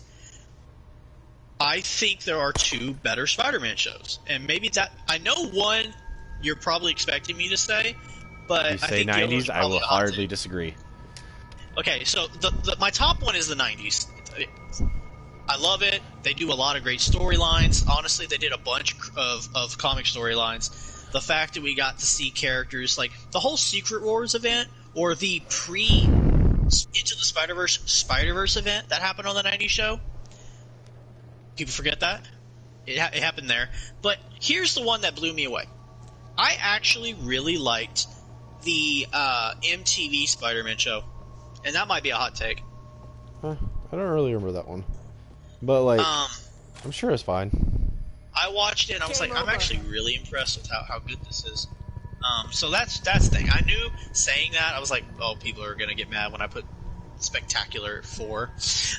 Like, I just know they're not going to be happy. But man, I absolutely adore Spectacular Spider-Man. It has one of my favorite Spider-Mans, Green Goblins. Green Goblin was honestly not the best part, but he was still a great character. I think there probably have been better Green Goblins than him. But it was fun. I like the twist, and then the anti-twist where it's like his story got wrapped up a little too quick at the end, and it made me furious because it's like, because we get to the end of the show and they're like, oh, we have to wrap it up because we're going to get canceled, but we're going to leave this so like people will not want to get canceled, and it's like they just canceled it anyways. I'm like, this could have been easily the greatest show in history, and you canceled it. Oh yeah, don't get me wrong. PS4 the MTV Spider-Man, the one where Neil Patrick Harris voices him. That ending is not the most satisfying thing. I'm not going to argue. He basically does the thing that happens in Spider-Man 2, where he gives up Spider-Man for a time.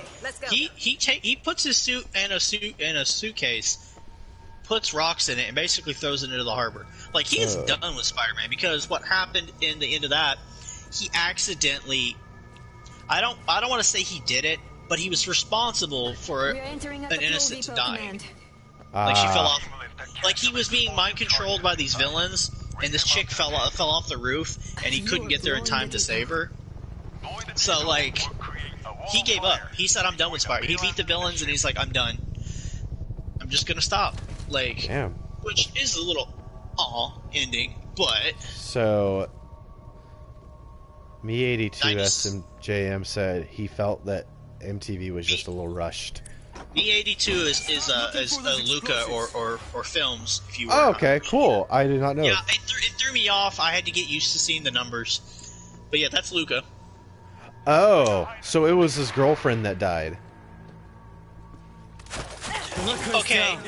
Yeah, technically you could say it was his girlfriend. I mean, Mary Jane basically said that they want to do anything, and he's like, fine, I'll go with this reporter chick who obviously likes me. So yeah, he did lose someone he genuinely cared about. That also sucked. Okay. Yeah. Those are rats. Those are rats. Sorry, but I'm sorry. I know maybe people. I've had people tell me that it's dumb to say, but I'm sorry, the 90s is still undisputed. I know people are gonna say Spectacular's better, but the thing is, like, I know it for a fact because, like, I didn't go any with nostalgia feelings into this because I never heard of it growing up. I didn't go into it like knowing anyone's expectations. I heard one person who is not the most reliable person when it comes to show recommendations. He said, "Hey, watch Spectacular Spider-Man. It's on Netflix." I'm like, "All right, I'll watch it." I didn't even ask if it was good because I didn't want to hear him say it's the best show ever or anything, because then I would have had too many expectations. But I went and over watching Spectacular Spider-Man, and I'm like, "Oh my gosh!" And like the more I watched. Like, the first episode, I was like, okay, this is pretty good. Then I watched the next episode, and I was like, all right, we have explosive charge over here, by the way. I don't know what they're for, but... Placing some.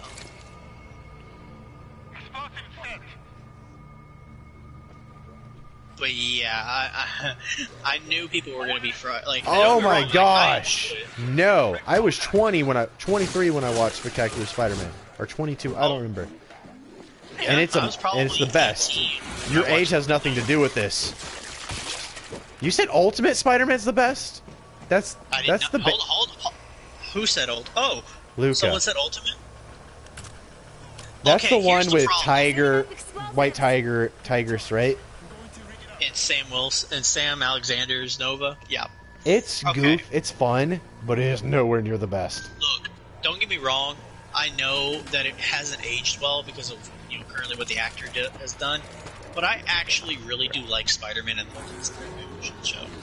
Like, I do like it. I don't love it because I haven't watched all of it, so that's why.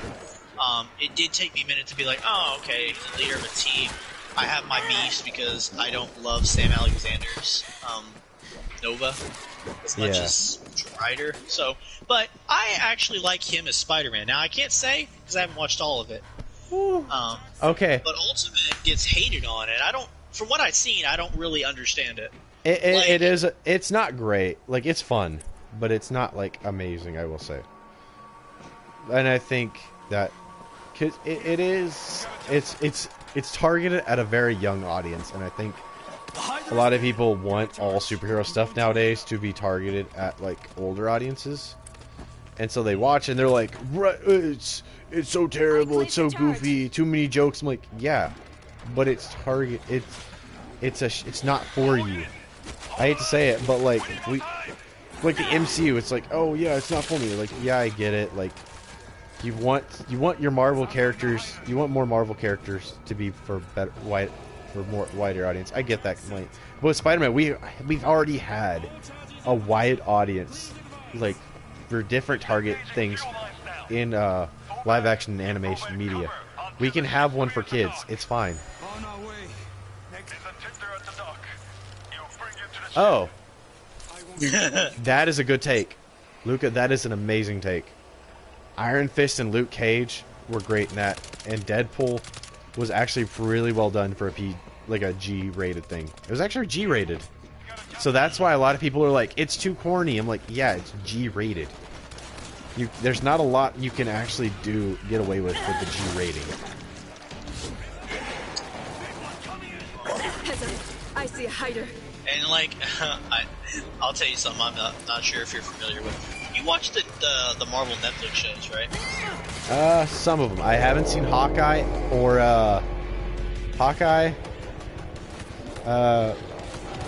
Werewolf by London or Werewolf by Night. I don't know. I think that's really pretty cool, little short. But the special's actually pretty good. But this is World War Z, by the way, Luca. Sorry. Yep, World War Z. I'm curious how you're gonna feel about this because I know people are gonna be really quick to be mad. So I don't know if you saw. You said you liked Shang-Chi, right? The movie. Shang-Chi is one of my top superhero movies, man. Absolutely adore it. So apparently there was a leak for the casting for the next movie. Now there's things I'm excited to see and things that I'm more skeptical. Like, supposedly Jackie Chan's going to be in it, which at this point, bro, I'm sorry, what? I'm hyped for that. If Jackie Chan ends up being in it, I'm going to be so hyped. I don't care if he's a villain. If Shang-Chi gets to fight Jackie Chan, I like Sam Liu. I don't really know much about Shang-Chi. I have a friend, you've met him, Cactus Jack. He has him power scale pretty high. So I think he's pretty cool. Now, but like, if that happens, it's cool. The reason I said people are going to get upset is apparently the actor that played Danny Rand in Iron Fist will be returning as Iron Fist. I like that. Now, I think he's fine. Now, that's what I'm saying. I'm cautious because while I literally tried to get through the show, I couldn't. He was a lot better in Defenders. So, Defenders showed me that he can be a good Iron Fist. Yeah. Like, I think it may be a hot take, but I liked the casting from the beginning. Like, I thought he did a good job acting. I just think the writing wasn't fully there. And I don't even think Iron Fist was a bad show. I think it was mid, but I think it was just mid. But the thing about it, like, no one in this generation can handle mid. Like, if it's really bad, people are like, oh, you know, it's, you know, all the way opposite. I don't know how you feel about the other shows, but you also have that being admittedly compared to the other Netflix shows, which I think Jessica Jones and Luke Cage are phenomenal. They don't get talked about enough, but obviously Daredevil. Oh my gosh, I love Luke Cage. I haven't seen that much of Jessica Jones. I did like what I saw, so I can't speak on that one. But Luke Cage, the music in that, absolutely phenomenal. Punisher, I haven't fully finished yet. I stopped I aged out of Punisher's character and later. Like, I like his media representations, but in comics I kind of aged out and went more like a Captain America. Like, I'll say I think season 2 of Punisher's better than season 1. But yeah, see, I had someone tell me it was a hot take that I like. Because Luke Cage, I love season 2 of Luke Cage because Bushmaster. I think Bushmaster is an awesome villain. He has some of the coolest moments. I just love his character as a whole. And I don't think Luke Cage gets talked about as a show much, and I think that's a bit of a crime. I mean, it's literally, I'm blanking on his name right now. He's about to be in a movie. Michael Jai White, right? Or no, I got mixed up with someone else. Mike Coulter. Yep. I love his actor. Yep. Also, I love Michael Jai White too, so. Oh yeah, Michael Jai White. Michael. Okay. Michael Jai White, here's the thing I want to say. So, I don't know if you're aware, I haven't played it, but I'm sure you're probably familiar with the Marvel Midnight Suns game that came out. It's basically XCOM, but with superheroes. I'm not saying I don't know if it's good or not. Now, the one thing I will say, Michael Jai White voices Blade. Okay. Not only that, he showed up to the premiere release date of the game dressed as Blade. And I'm just going to say this. It's pretty dope. It is pretty dope. Apparently it's a hot take, but I think Juggernaut was awesome in that. I love that line. Because, like, someone said, it's like, what's the cringiest line you ever heard? Like, the worst line, and they play I'm the Juggernaut, bitch. I'm like, shut the fuck up. That's because you have no taste. Fucking salt brick licking ass. Here's my problem with that. I think a lot of more people are saying that now because we got a more comic accurate portrayal in Deadpool 2. Like, at least the size. But I like the actor that plays Juggernaut. I really like the actor. So I was like, okay, I'm okay with it. I thought it was fun. I love that line. That's like one of my most quotable lines ever. Don't you know who I am? I'm the Juggernaut, bitch! I was gonna say, Vinnie Jones is just phenomenal. I love It's so fun. I don't care what people say. That line is hilarious. I say that line way too much.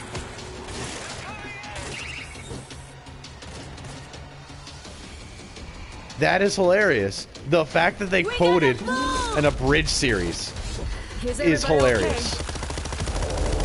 Like, there's some good abridged series, and like, to show love to the fans by quoting their stuff, that's absolutely phenomenal. But like, Dragon Ball Z abridged, absolutely goated. SAO abridged, honestly better storytelling. I'm sorry, but I'm gonna have to say that. SAO abridged was better storytelling than SAO. Mowing them down. I started watching that, but I actually I fell off. I know a guy who has a tattoo of a quote from SAO abridged. He was really young. I don't think, like, I think it's a little god complex, like, especially because he's going to, he's in the military now. But I think it was a little too, like, stereotypical, like, military quote, almost. It's the one where he's fighting the Black Hand, I think that's what they're called.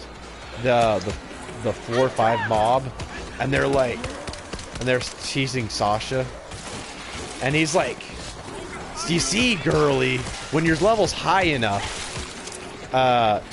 you heal from almost anything. Whatever damage you deal out, I heal faster than that.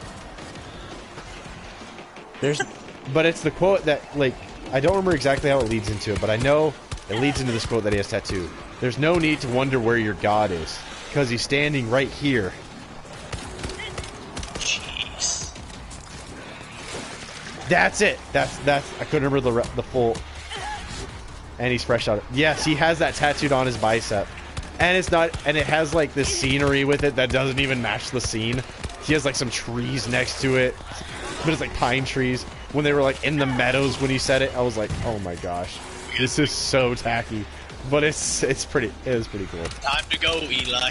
It's in cursive. There's not even a sword with it. We're all standing by the boat watching you. Oh, good, because I'm about to die. Like, I didn't realize we were ready. I'm watching you run in circles and they're following you. It's like hilarious. Yeah, I am out of ammo and about to die.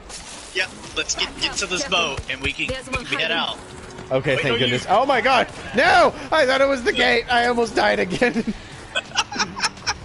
Time to go! I ran out of ammo too! Yes! Yeah, we're doing okay, Luca. We only got one more part. We're doing alright. We struggled at the beginning. We're doing better. Yeah, no. That Sao bridge is hilarious.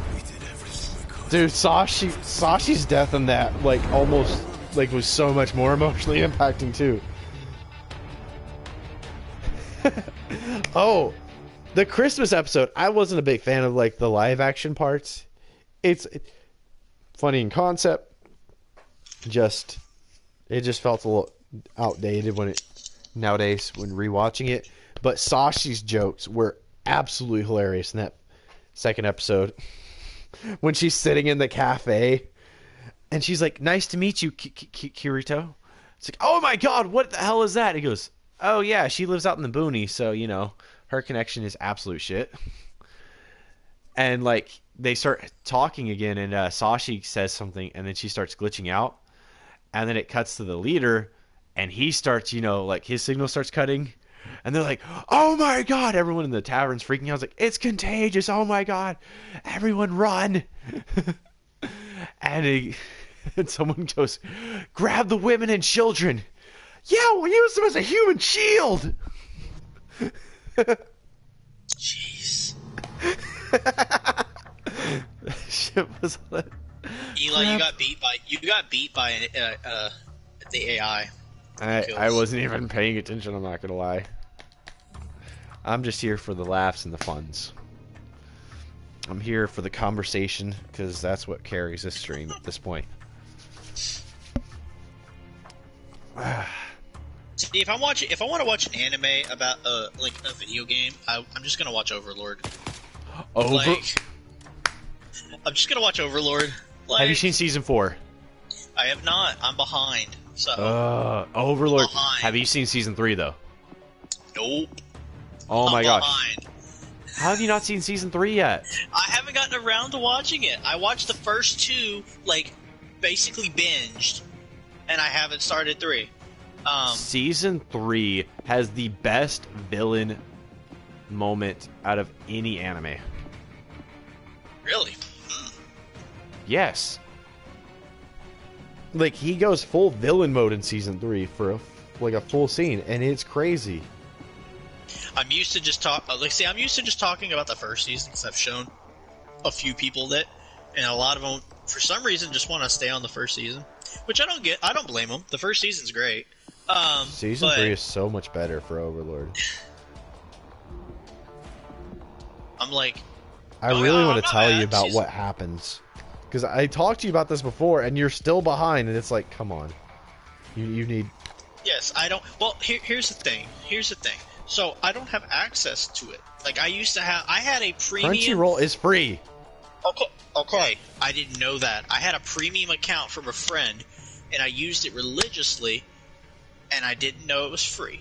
Okay, so there's my excuse.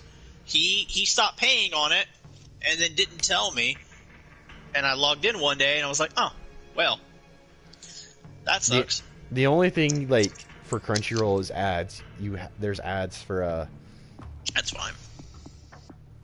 At least it used to be like that. It may be all premium now. Like, to be 100% honest, the last animes that I watched, it tells you how far behind I am. Like, when it comes to anime, the last one I watched was Black Clover, and it's still currently I still haven't watched Black Clover. Looks alright. But I'm sure there's something So else. it happens in Overlord, because I gave you enough time. So he invites a bunch of like people out to the dungeon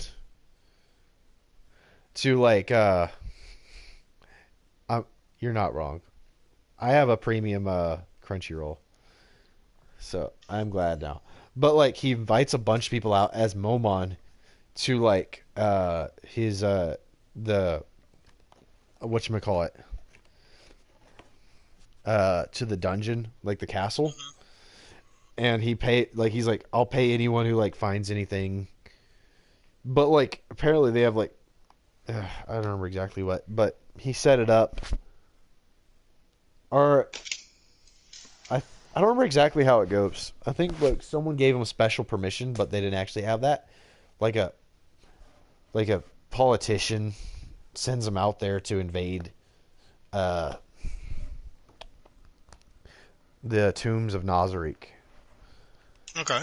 And it's going great. Like he has like very few guards set up, and you actually get to know like the adventurers going.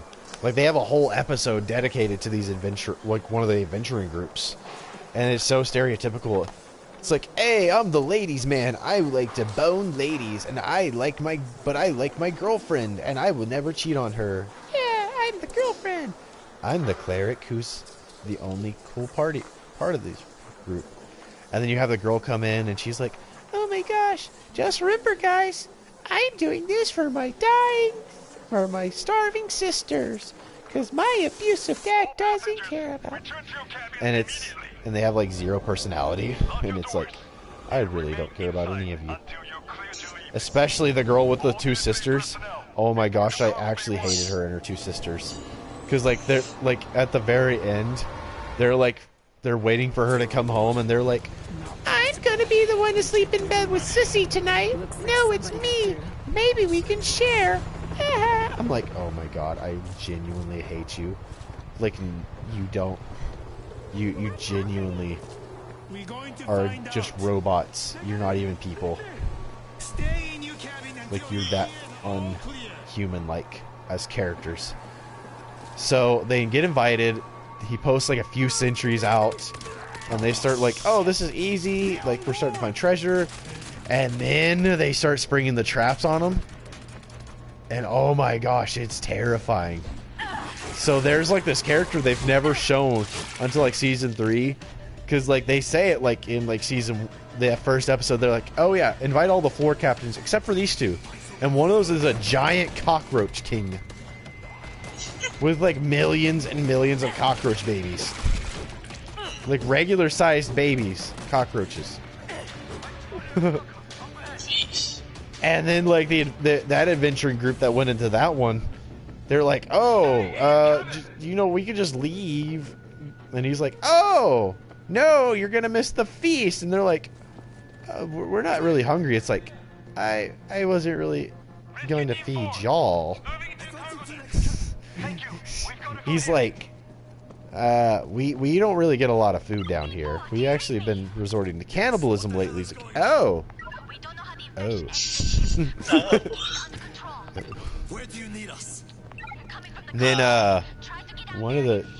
then there was like this really like this girl like dungeon torturer who was like really sexual, and she was a slime creature. She's really ugly. And it's really weird. But dude, it's twisted. Oh, and like the one you're supposed to care about they go to the Colosseum. They get trapped in the Colosseum, and they have to fight Ainz himself. And they don't do shit. Like, he comes out as like not Momon, but like a sword wielder, a twin sword wielder with no armor, and they're doing 0 damage. He's like fighting, like he's keeping up with skills, like with their fighter, and they're like they don't know what to do, right? And then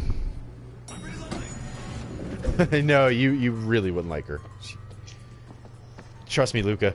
Look her up. Dungeon Torture Girl, Overlord. You ain't gonna be like, oh my He god. said you're talking my language now. No. She gave like she had like this device for like what are those things? Urethra. You know the thing that goes in your pee hole? She had one and has like a little nub on the end and it's covered in spikes. Yay. They don't show it go in, but they imply that she was gonna use it. That's the thing. A lot of these that I was talking about, like Overlord, I need to rewatch them because it's been so long. I need to rewatch. Season 4 came out this year. Like, for Or, me, like well, the 2022. first, the first 3 episodes of Overlord might be quite possibly the most fun first 3 episodes. Like, your introduction to that, like, An out of shape Vilgax. Vilgax, damn. He looks like she looks like Vilgax in drag, but also out of shape. All that practice paid off. She's got like the skinny legs with the muffin top. It's rough. Cause she's a slime creature trying to like pose as a human. But so they start fighting Ainz, and you know what talent holders are, right? The people who have like abilities or born with abilities in that universe. So one of the members was a talent holder in their group, and she was able to like sense how much magic is in a thing or person. And so they're fighting him as a fighter, and he switches to wizard class, and they're like, there's no way this guy can be a strong wizard. Like this has to be a trap, right? Like this has to be a trick. And she's like, it is a trick. I'm sensing his magical energy. And he's like, oh, you're a talent holder. Give me a second. Takes off his ring. It's like, she looks at him again and just immediately throws up. Because she was stressing about how powerful he was. And then she starts screaming at the top of her lungs, like, we're all gonna die! Everyone run! I'm like, holy fucking... Like, it's... Literally, this is like the coldest flex in all of anime. Kill the hazmat. I'm excited now to watch it. But he's just...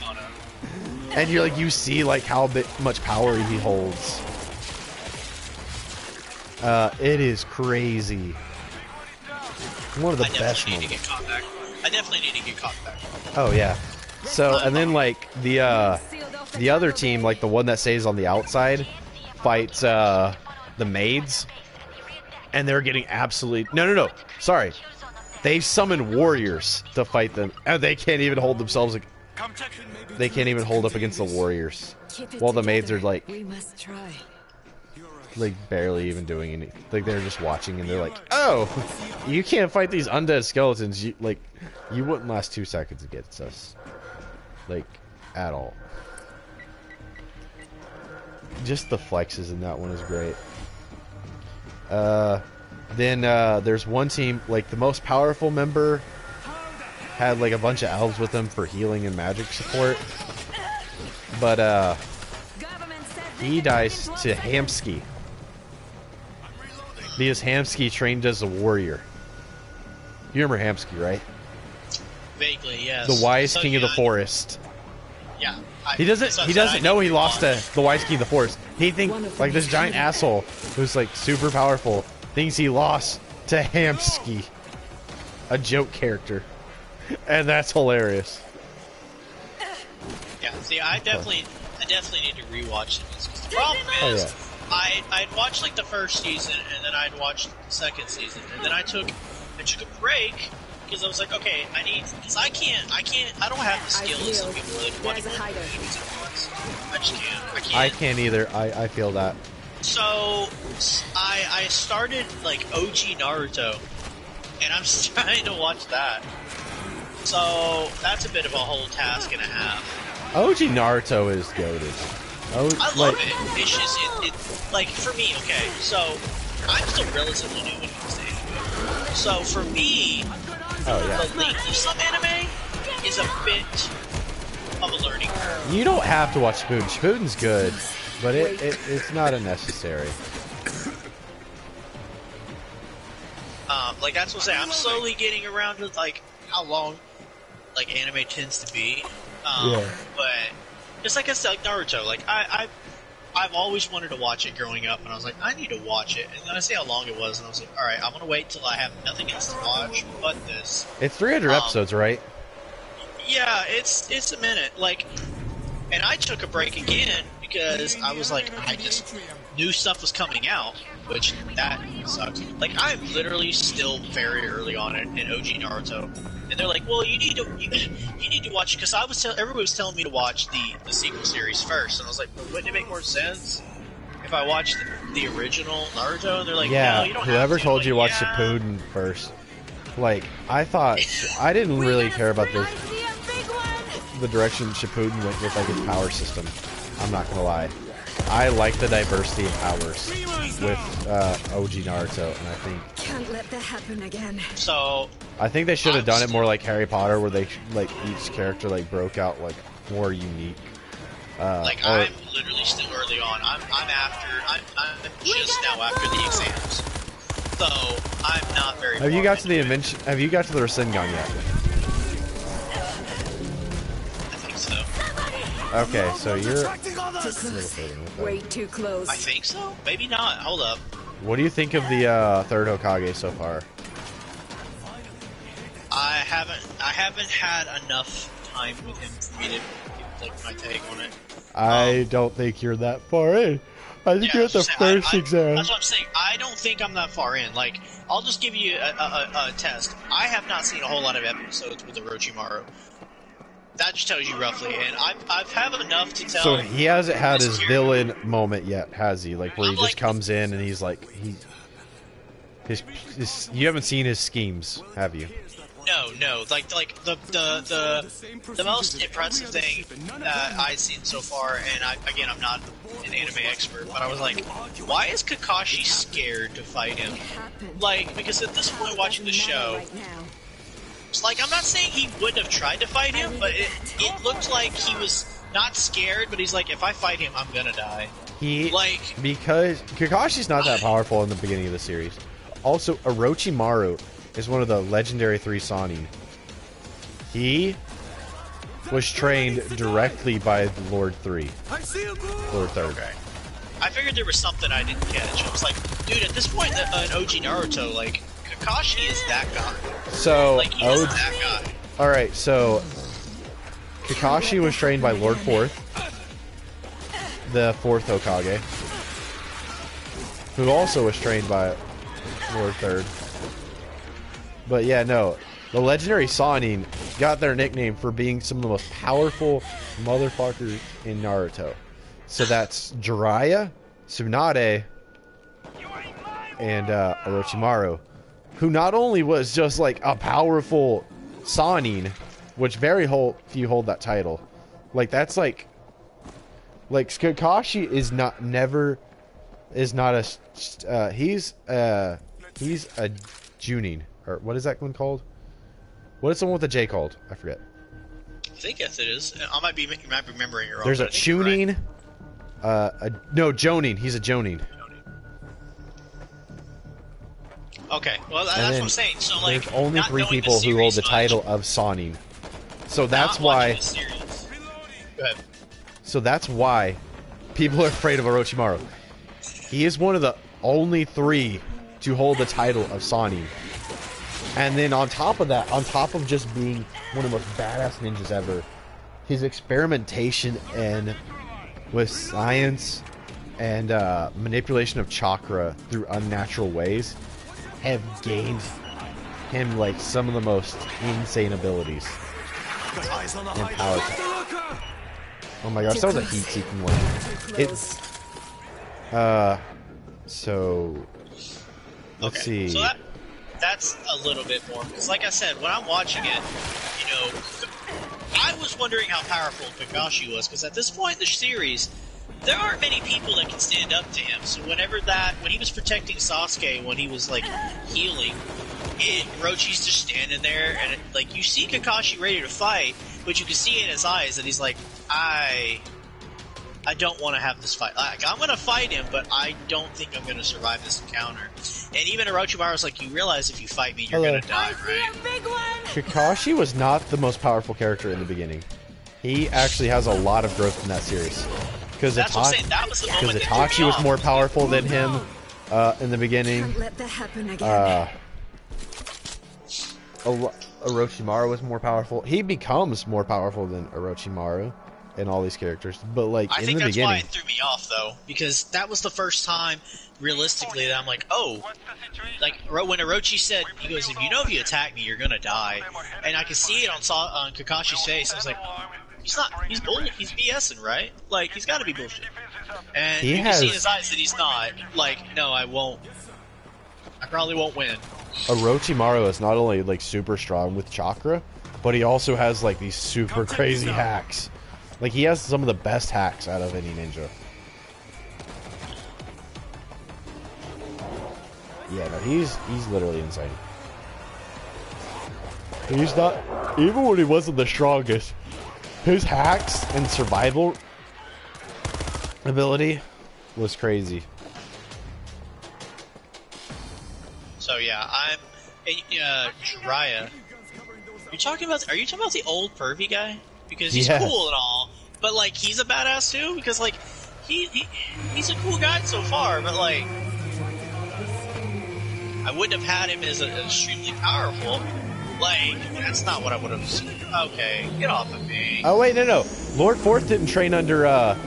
Lord Fourth did not train under the Third. He trained under Jiraiya, who trained under Lord Third. My bad. Lord Third trained Jiraiya, and Jiraiya trained the Fourth Hokage. I don't know if you know what that is at this point, but I don't want to spoil that. No. Like, okay, so I'll tell you this. This is my like way of watching. So when I'm watching anime, what I usually do is before I know who these characters are, I pick characters who I think I'm gonna like. That's how I usually do it. So for Naruto, I picked Sasuke. I assumed Sasuke was gonna be my character. I'm like, all right, I'm gonna pick this guy. And again, I'm still very early in the show, but there are some questions that I already have. Like, for example, I think it's just because I'm missing things. Because I'm like, how? For example, when they had their little sparring, how when they first met, how did Rock Lee embarrass Sasuke? Like, so Sasuke's supposed to be powerful. At least what I keep hearing every episode. Watch. Just wait until you see him fight Gaara. Oh no, I saw that. Like that was. Look, don't get me wrong. That was an amazing fight. But like, they're telling you every episode that Sasuke is supposed to be the strongest one there. But it's because he doesn't utilize his. It's the same with Kakashi. They don't utilize the Sharingan until its full potential, and you'll see like later on when they start utilizing the Sharingan better. Like the Sharingan becomes pretty, and then like the Byakugan just kind of fades in the background. Okay, so that might be what it is, because I remember I was like, when they first met, and Rock Lee's like, he's gonna fight him, I was like, oh, Rock Lee, I don't know you well enough, but you're about to get completely embarrassed. And it was the complete opposite, and I was like, whoa. Dude, Rock, when I started watching the show, I did the same thing. I picked a character, and my character was Might Guy. And but he literally becomes... He gets so talked about later on, but no one talks about how cool his character is. They just talk about like him because he has the dopest moment, and everyone's like, "Yeah, he's the coolest because he's this, he's this." I'm like, he's the coolest because he was the coolest from the beginning. None of y'all were repping Might Guy from the beginning. Like everyone was like, "Yeah, I like Might Guy," but like y'all never loved him. I absolutely adored his character from his intro. When he came in on that turtle, he was hilarious. And y'all were like, yeah, he's cool. Such a I think that's my problem. Is like I have like I'm sure that like the questions I have with certain characters will get answered, like you were saying with Sasuke and all that. But I was just like, Like here's the thing, Gaara and Rock Lee's fight, absolutely epic. Not really sure how Rock Lee lost. I'm just gonna say that I was expecting Rock Lee to win. If he didn't, because he just had a little bit of strength, and he crushed the bones. I'm like, oh, that's so rough. I thought he was gonna win. I did too. I really was hoping, but I mean, it makes sense that he lost. Oh, and I'll tell you a Naruto hot take, even just early on that I have. I enjoyed Sakura's fight, and everybody hates it. I had no problem with it. I never hated it. No, I thought it had some personal, like, implications. Like, yeah, the fight wasn't on par with, Rock Lee or Gaara, but there were some personal stakes to it. Yeah. I liked it. I'm just like, it was fun, because it was more of a just hand-to-hand fight than anything else. And I was like, oh, it's kind of cool. I understand that an underdog has to be beat for a while, but I'm already kind of getting tired of Naruto getting whooped 90% of a fight. Like, 90% of a fight, he's getting whooped. Like, Kiba You're not wrong. Kiba should have beat him. Like, it was getting to a point where, like, if you weren't the main character, you would have lost. Like, he lost like he won like the dumbest reason. I swear, I'm like, what? He just actually farted in his face and then wins. I was like, okay, sure. But at least we saw growth in the fight. So like he didn't just win. And also he didn't win because like he's the main, like he did win because he's the main character, but it wasn't like he won because he pulled out a BS technique. He won because the Shadow Clone Jutsu is a great move that he almost never uses, but we've seen it work very well for him. The amount of chakra it uses is crazy. So he has to get to the point where he's like, oh, I can win. He's like, this is my chance to strike. Okay, so I'll ask you. I haven't watched it enough, but why does the anime community hate Sakura? Is there like a thing that happens? Because I don't have any hate for her. They just think she's useless. Is she annoying a little bit? I mean a little bit. That's what everyone thinks. Just like Sasuke. Like, I don't think she's the most annoying anime Everyone character likes to quote the one line she has where she makes fun of him for being an orphan. And there's some characters that I like too. Like, even though they were bad, like Zabuza was a really cool character. Like, no one hates Zabuza. No, I'm just saying, like, I don't hear him like mentioned, but I was like, yo, this character, I don't. That's the thing I have a question with. Okay, so I know you know he's my favorite character, right? Is he? I'll show you why. I'm gonna show you. Well, I'll show you how much I love this guy. So, him and Orochimaru have the same voice actor. Ooh, okay. That's Steve Blum. Literally my favorite voice actor of all time. That's what I thought it was. Okay, now that you said that, I can't unhear it now. I thought, like, he sounds really familiar, and I just left it alone. I was like, Orochimaru is Steve Blum. Wow, okay. That one took me by shock. That one, because I wouldn't have guessed that one. But, like, this is the reason I brought this up. So, Kakashi, I want to know how powerful he is, because he is, like, again, the way he stated, there's really no one, before you meet Orochimaru, there's no one that can step up to him except for the guy you like. What's his name? Rock Lee's dad. Might guy. He's not his dad, but yeah. Oh, well, yeah. He's the only one that, like, I assume could probably step up to him. But the Zabuza fight lasts a lot longer than I was expecting it to. So he becomes a lot more powerful than Zabuza. But there was a time where he was equal to Zabuza, pretty much. Or, well, he does show he's stronger than Zabuza. But it wasn't, like, super, like, OP compared to Zabuza. Zabuza held him his own in that fight. Let's see if I can find this picture. I thought I did it, like, 2017. Like, I know, I haven't watched a lot of Naruto, but, like, I watched the, I don't know if you saw the death battle that Kakashi was in. I don't know if you consider that to be accurate or not. It's been a while since I've seen it, so if it's a recent one... He lost to Obi-Wan Kenobi. I thought it was interesting, but, like, I don't know. I thought it was cool. cool, but I didn't know enough about the character because I assumed when I went into it, I was like, "Yo, Kakashi's totally gonna take a Jedi." Did they use his what's his name? His Susanoo? I don't remember if they did that. They used his Susanoo. Like that was only like a one-time deal. Like if they use DMS Kakashi, then I could see him taking Obi-Wan. But non-DMS Kakashi, it's a tough one, especially if you're going like with non-canon materials. Yeah, that's a tough one. All right, here's the process. Screenshot so it's up further, anyways. Made this when I was still living at my parents' house. It's not the greatest cosplay, but it's my first.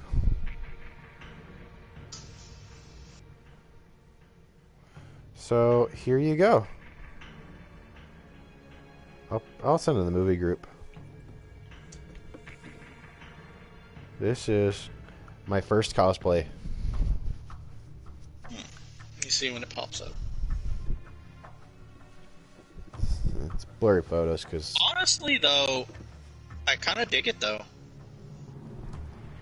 Can I ask how you got the sword? That's my I cut it out of foam, and then I used. I didn't have a lot. I didn't spend any money on this, by the way. I spent zero because I didn't have any money. I was like you said, for no money though. That's actually pretty dope. I was 19 and straight out, like right out of. I was like 18 or 19, right out of high school, making $10 an hour. I had zero money. So actually, I don't even think I had a job at that point. I think I was a college student. So I cut it out of foam that I found that my dad wasn't using, the very thick foam, and then what's that rigid plastic stuff you usually use? I don't remember what it's called, but I used that. I cut that, and then because we didn't have any spray paint, so I put that on the sides. Then I used the part that's the blade, so I could give it a like I didn't have it go all the way over, so I wanted to look like a sharp blade. So I used duct tape for the edge, and I had it go. So I didn't just duct tape the side. So I could have had it go all the way to the end and then put the duct tape on just like the blade side, but instead I had it go over, so it looks like kind of looks like a sharp blade. Because like different coloring, it goes from darker to lighter on blades. That's how I did it. I took a normal headband. It wasn't long enough. I found some fabric, sewed it on, and then oh no! I remember what I did. I sewed that onto a different part of the headband, and then because the fabric wasn't long enough, so I split the fabric to make it look like it was really long. So it was tied to where one end was longer than the other because it wasn't long enough for what I wanted, and I split it so it looked like the tie went down. So both of them looked like they went down. And then those pants were my mom's. They just looked really ninja-like. The shirt, I just tore the sleeves off, and then I had some medical gauze I made a pretty cool mask out of. And then I turned some socks into my wristband things. Like, I would love to do, like, if I was going to do, like, a Naruto cosplay, I would love to do Kakashi, but realistically, it'd probably be easier to do Sasuke. Because I actually think Sasuke's... the clothes he wears in the beginning, I think is his best look. And I know that's probably a hot take. I think so, too. Oh, shoot. Sorry. I should have read it up. No, we're in a new chapter now. We just finished it. So that's why I was cool. talking to you about We'll this just real talk. quick. I was going to talk to you a little bit before we headed out, but... Yeah, I'm down to talk. That I got blue, a lot to talk about. This blue, like his blue he wears, I think that's just the best. I've seen some of his other outfits. I agree with that take, actually. Like, I like Sasuke's original outfit. And I like Naruto's first jacket better than his other ones. I just don't like that. I just don't like that really thick like rope that's around his waist. Sasuke's in his later outfits. I think that's. I don't like that. I like it personally, but I get it. I like Sasuke's later outfits better than Choji. I'm not a. That's one I'm kind of jealous. Like I would love to cosplay Choji, but I'm not a bigger guy, so I'm just gonna stay away from that one. I mean, you can still do it. I mean, it's just not gonna look the same, man. And the hair, oh my gosh, not like season 1 Choji. Like Shippuden Choji is such a glow up. You gotta see Shippuden Choji. I'm going to say, as your friend, Eli, I'm not allowing you to go with Season 1 Choji. I'm not letting you do it. You don't like the diaper headband?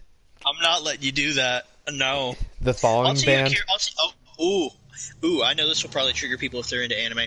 So, if there's a character that I've met very, very, very little that I don't get the hype behind, and people will probably get mad. Oh. I gotta send this picture I took at.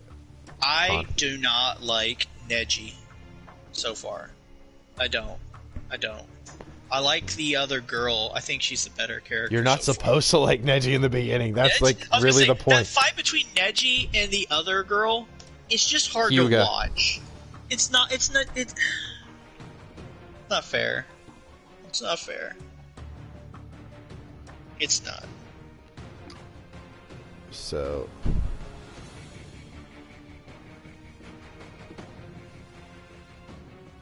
oh my gosh, I forgot my wife took some of these photos. Some of these, they're like the in between shots when I was getting ready, and it's like, it's rough. But and my phone wasn't that great at the time, but it was a lot of fun. I'm glad. Well, the bunny, of course. Eric Meyer. Oh, this one is amazing. Oh my gosh. This is a chocolate Pokeball. Send more pictures in the group chat. So you can... I got a lot of cool pictures. This was my first comic book convention. And this was absolutely amazing. I got a poster. So have you seen those 3D posters where like you move and it changes images? Like the rulers we had back in the day and that stuff. Like as kids. I have one, and it's Kakashi and Obito. And it's the Sharingan switches sides, and like it's Kakashi's face on one side and then Obito's mask on the other. You'll learn that story later on, but it's why it's so impactful. So actually, I think they go over the story before.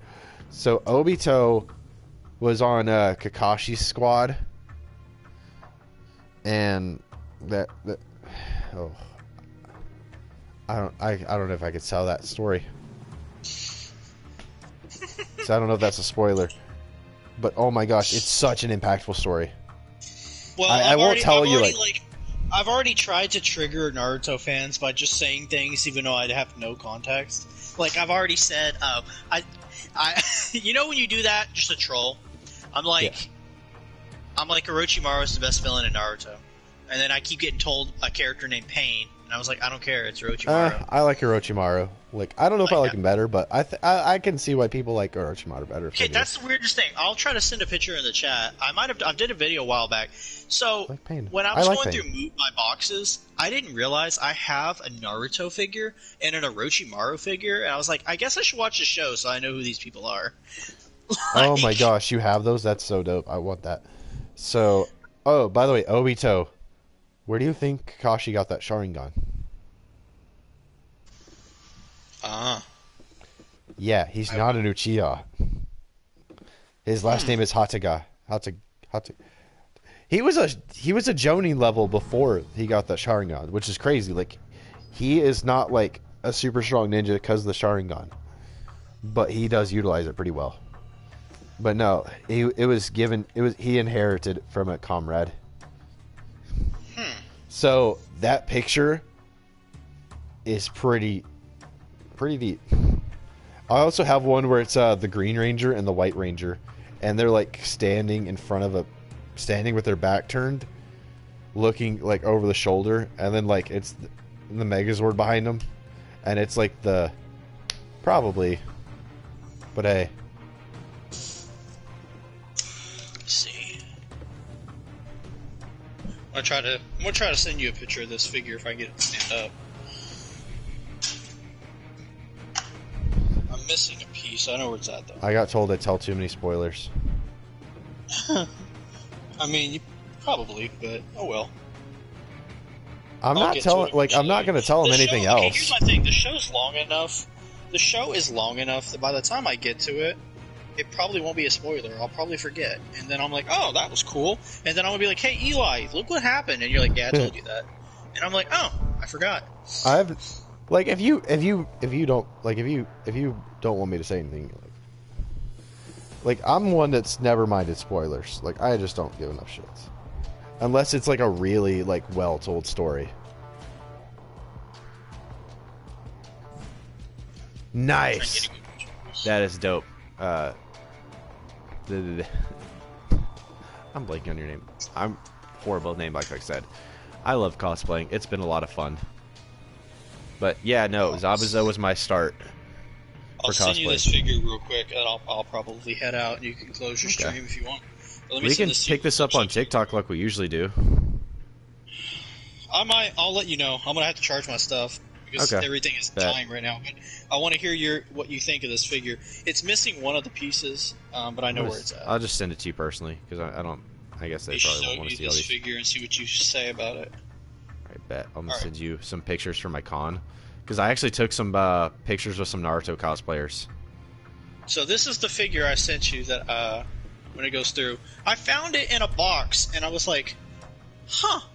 I didn't even watch Naruto, so I don't know how I got access. Oh my gosh, the broken face! Oh, I love it. I was like, I don't know how I got access to it, but I have it, and I'm like, oh. I absolutely adore it. So I have the Naruto one too somewhere. So I took a picture with a father and son, and they were cosplaying as Kakashi and Naruto. Like his 5-year-old son cosplaying as Naruto, and he was Kakashi. The dad was Kakashi. And I like took a picture of them like pose fighting as Zabuza, and it's one of the greatest pictures ever. I ran into an Edward Elric from Full Metal Alchemist, Android 18, beautiful girl.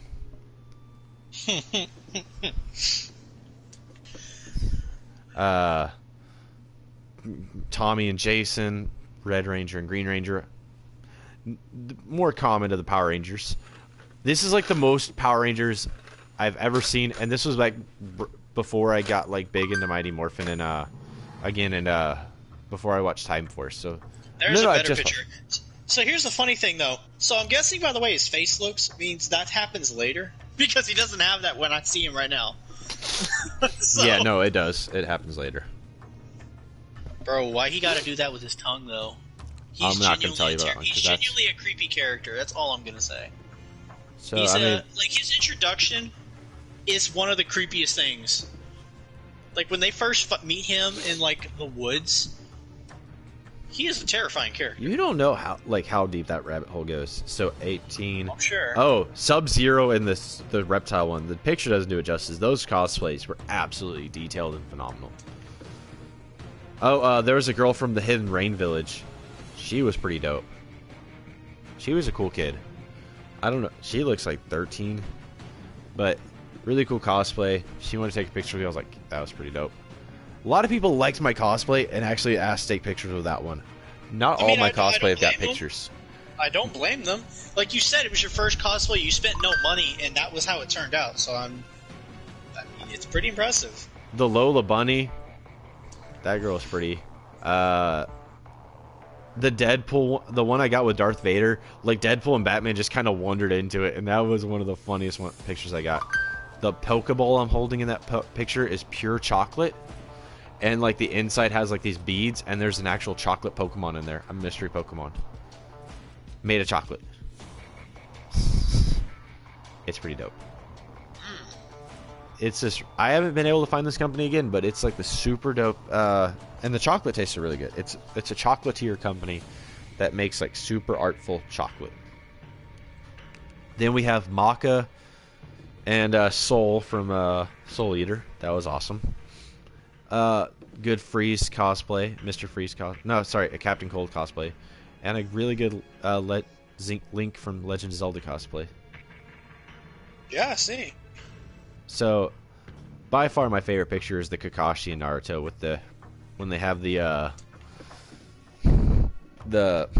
thousand bird. What is that called again? I'm blanking. What's Kakashi's move? Like his move that he does. It is one of the coolest things. I'm like blanking on it right now. Move. It's such a cool move. Like such an easy move to remember. It's it's I know it's been nicknamed like 1,000 birds, but no one ever calls it that, especially in the anime community. They just call it by its official name, which is... I keep wanting to say like versions of the Rasengan. I keep wanting to call it like the Rasen Shuriken. I'm like, no, that's not even close. Chidori. There we go. Chidori. That's what I was trying to remember. If I find the Naruto one, I'll send you the picture. But I don't know where it's at right now. But yeah, it's similar to that Orochimaru I showed you. Oh, the picture didn't get sent. I'll have to go back and find it because one cosplay I found that was super dope was someone, and this is not like one where like a bunch of cosplayers were doing Power Rangers. Like only two. I had never met anyone who cosplayed Power Rangers until this moment. 'Cause PMC, like none of that was a thing in my mind. But this cosplay was super dope. I was surprised someone did it. Show you the picture. Bam. Guess who it's gonna be? You ain't ready for this one. Oh wait, you're not even a big fan of this Ranger. This was Sal. He'd be losing his mind. I mean, it's still a dope picture. It's dope cosplay on this part too. Oh yeah, but it's like the fact that we see someone from like Time Force. It's like that's pretty dope. That's what I'm saying. Like, if you go to a con wearing what you wore, like, I'm not surprised that some people ask for pictures. So my next cosplay that I'm gonna do that I want to do really badly. I want to combine Kisuke, kind of. Well, I want to combine Ichigo Soul Reaper. I may have to use Kisuke because he actually has green, but I'm gonna make because you've seen the little Bleach, right? I know of it. I could probably. So, you know, voice of the main character, right? No. That's Johnny Young Bosch. Oh, Adam. Okay. I didn't know he was in. I didn't know he was in anime. Dude, I may look this up because I know he's voiced a lot of people, but shut up. Not you, the bot. There's a bot spamming the messages right now. So his anime goes deep, man. So he plays Ichigo, and I want to do like. Thanks, man. Glad to see you in here, bro. But he plays a character. He plays Ichigo, and I want to combine Ichigo and his Zio character. Okay. Like I already said, what my next cosplay is that I'm lined up. So he plays Broly in the Super Tower Fantasy. He's done a lot of voice actor. He was a show called Tower Fantasy. Barbie, Mermaid Power. He plays Finn. And the waiter. Marmaduke. Like I said, I'm probably going to slowly start, here pretty soon, start putting together my Deacon St. John cosplay. Nice. That'll be pretty dope. I can't wait to get the final touches for my Han Solo Power Ranger. I'm really excited. That'll definitely be dope. Yes, Luca, I called you a bot. But I'm gonna go ahead. I'm gonna go ahead and head out. If you want to keep the stream going, you can. But I'm gonna go ahead and head out. All right. Well, I will log off. We'll talk separately of what the next what game we decide to do. But I'm down. Everyone in the chat, let me know if you want to go live on TikTok, because that sounds like a lot of fun. And everyone in the chat, if you are interested.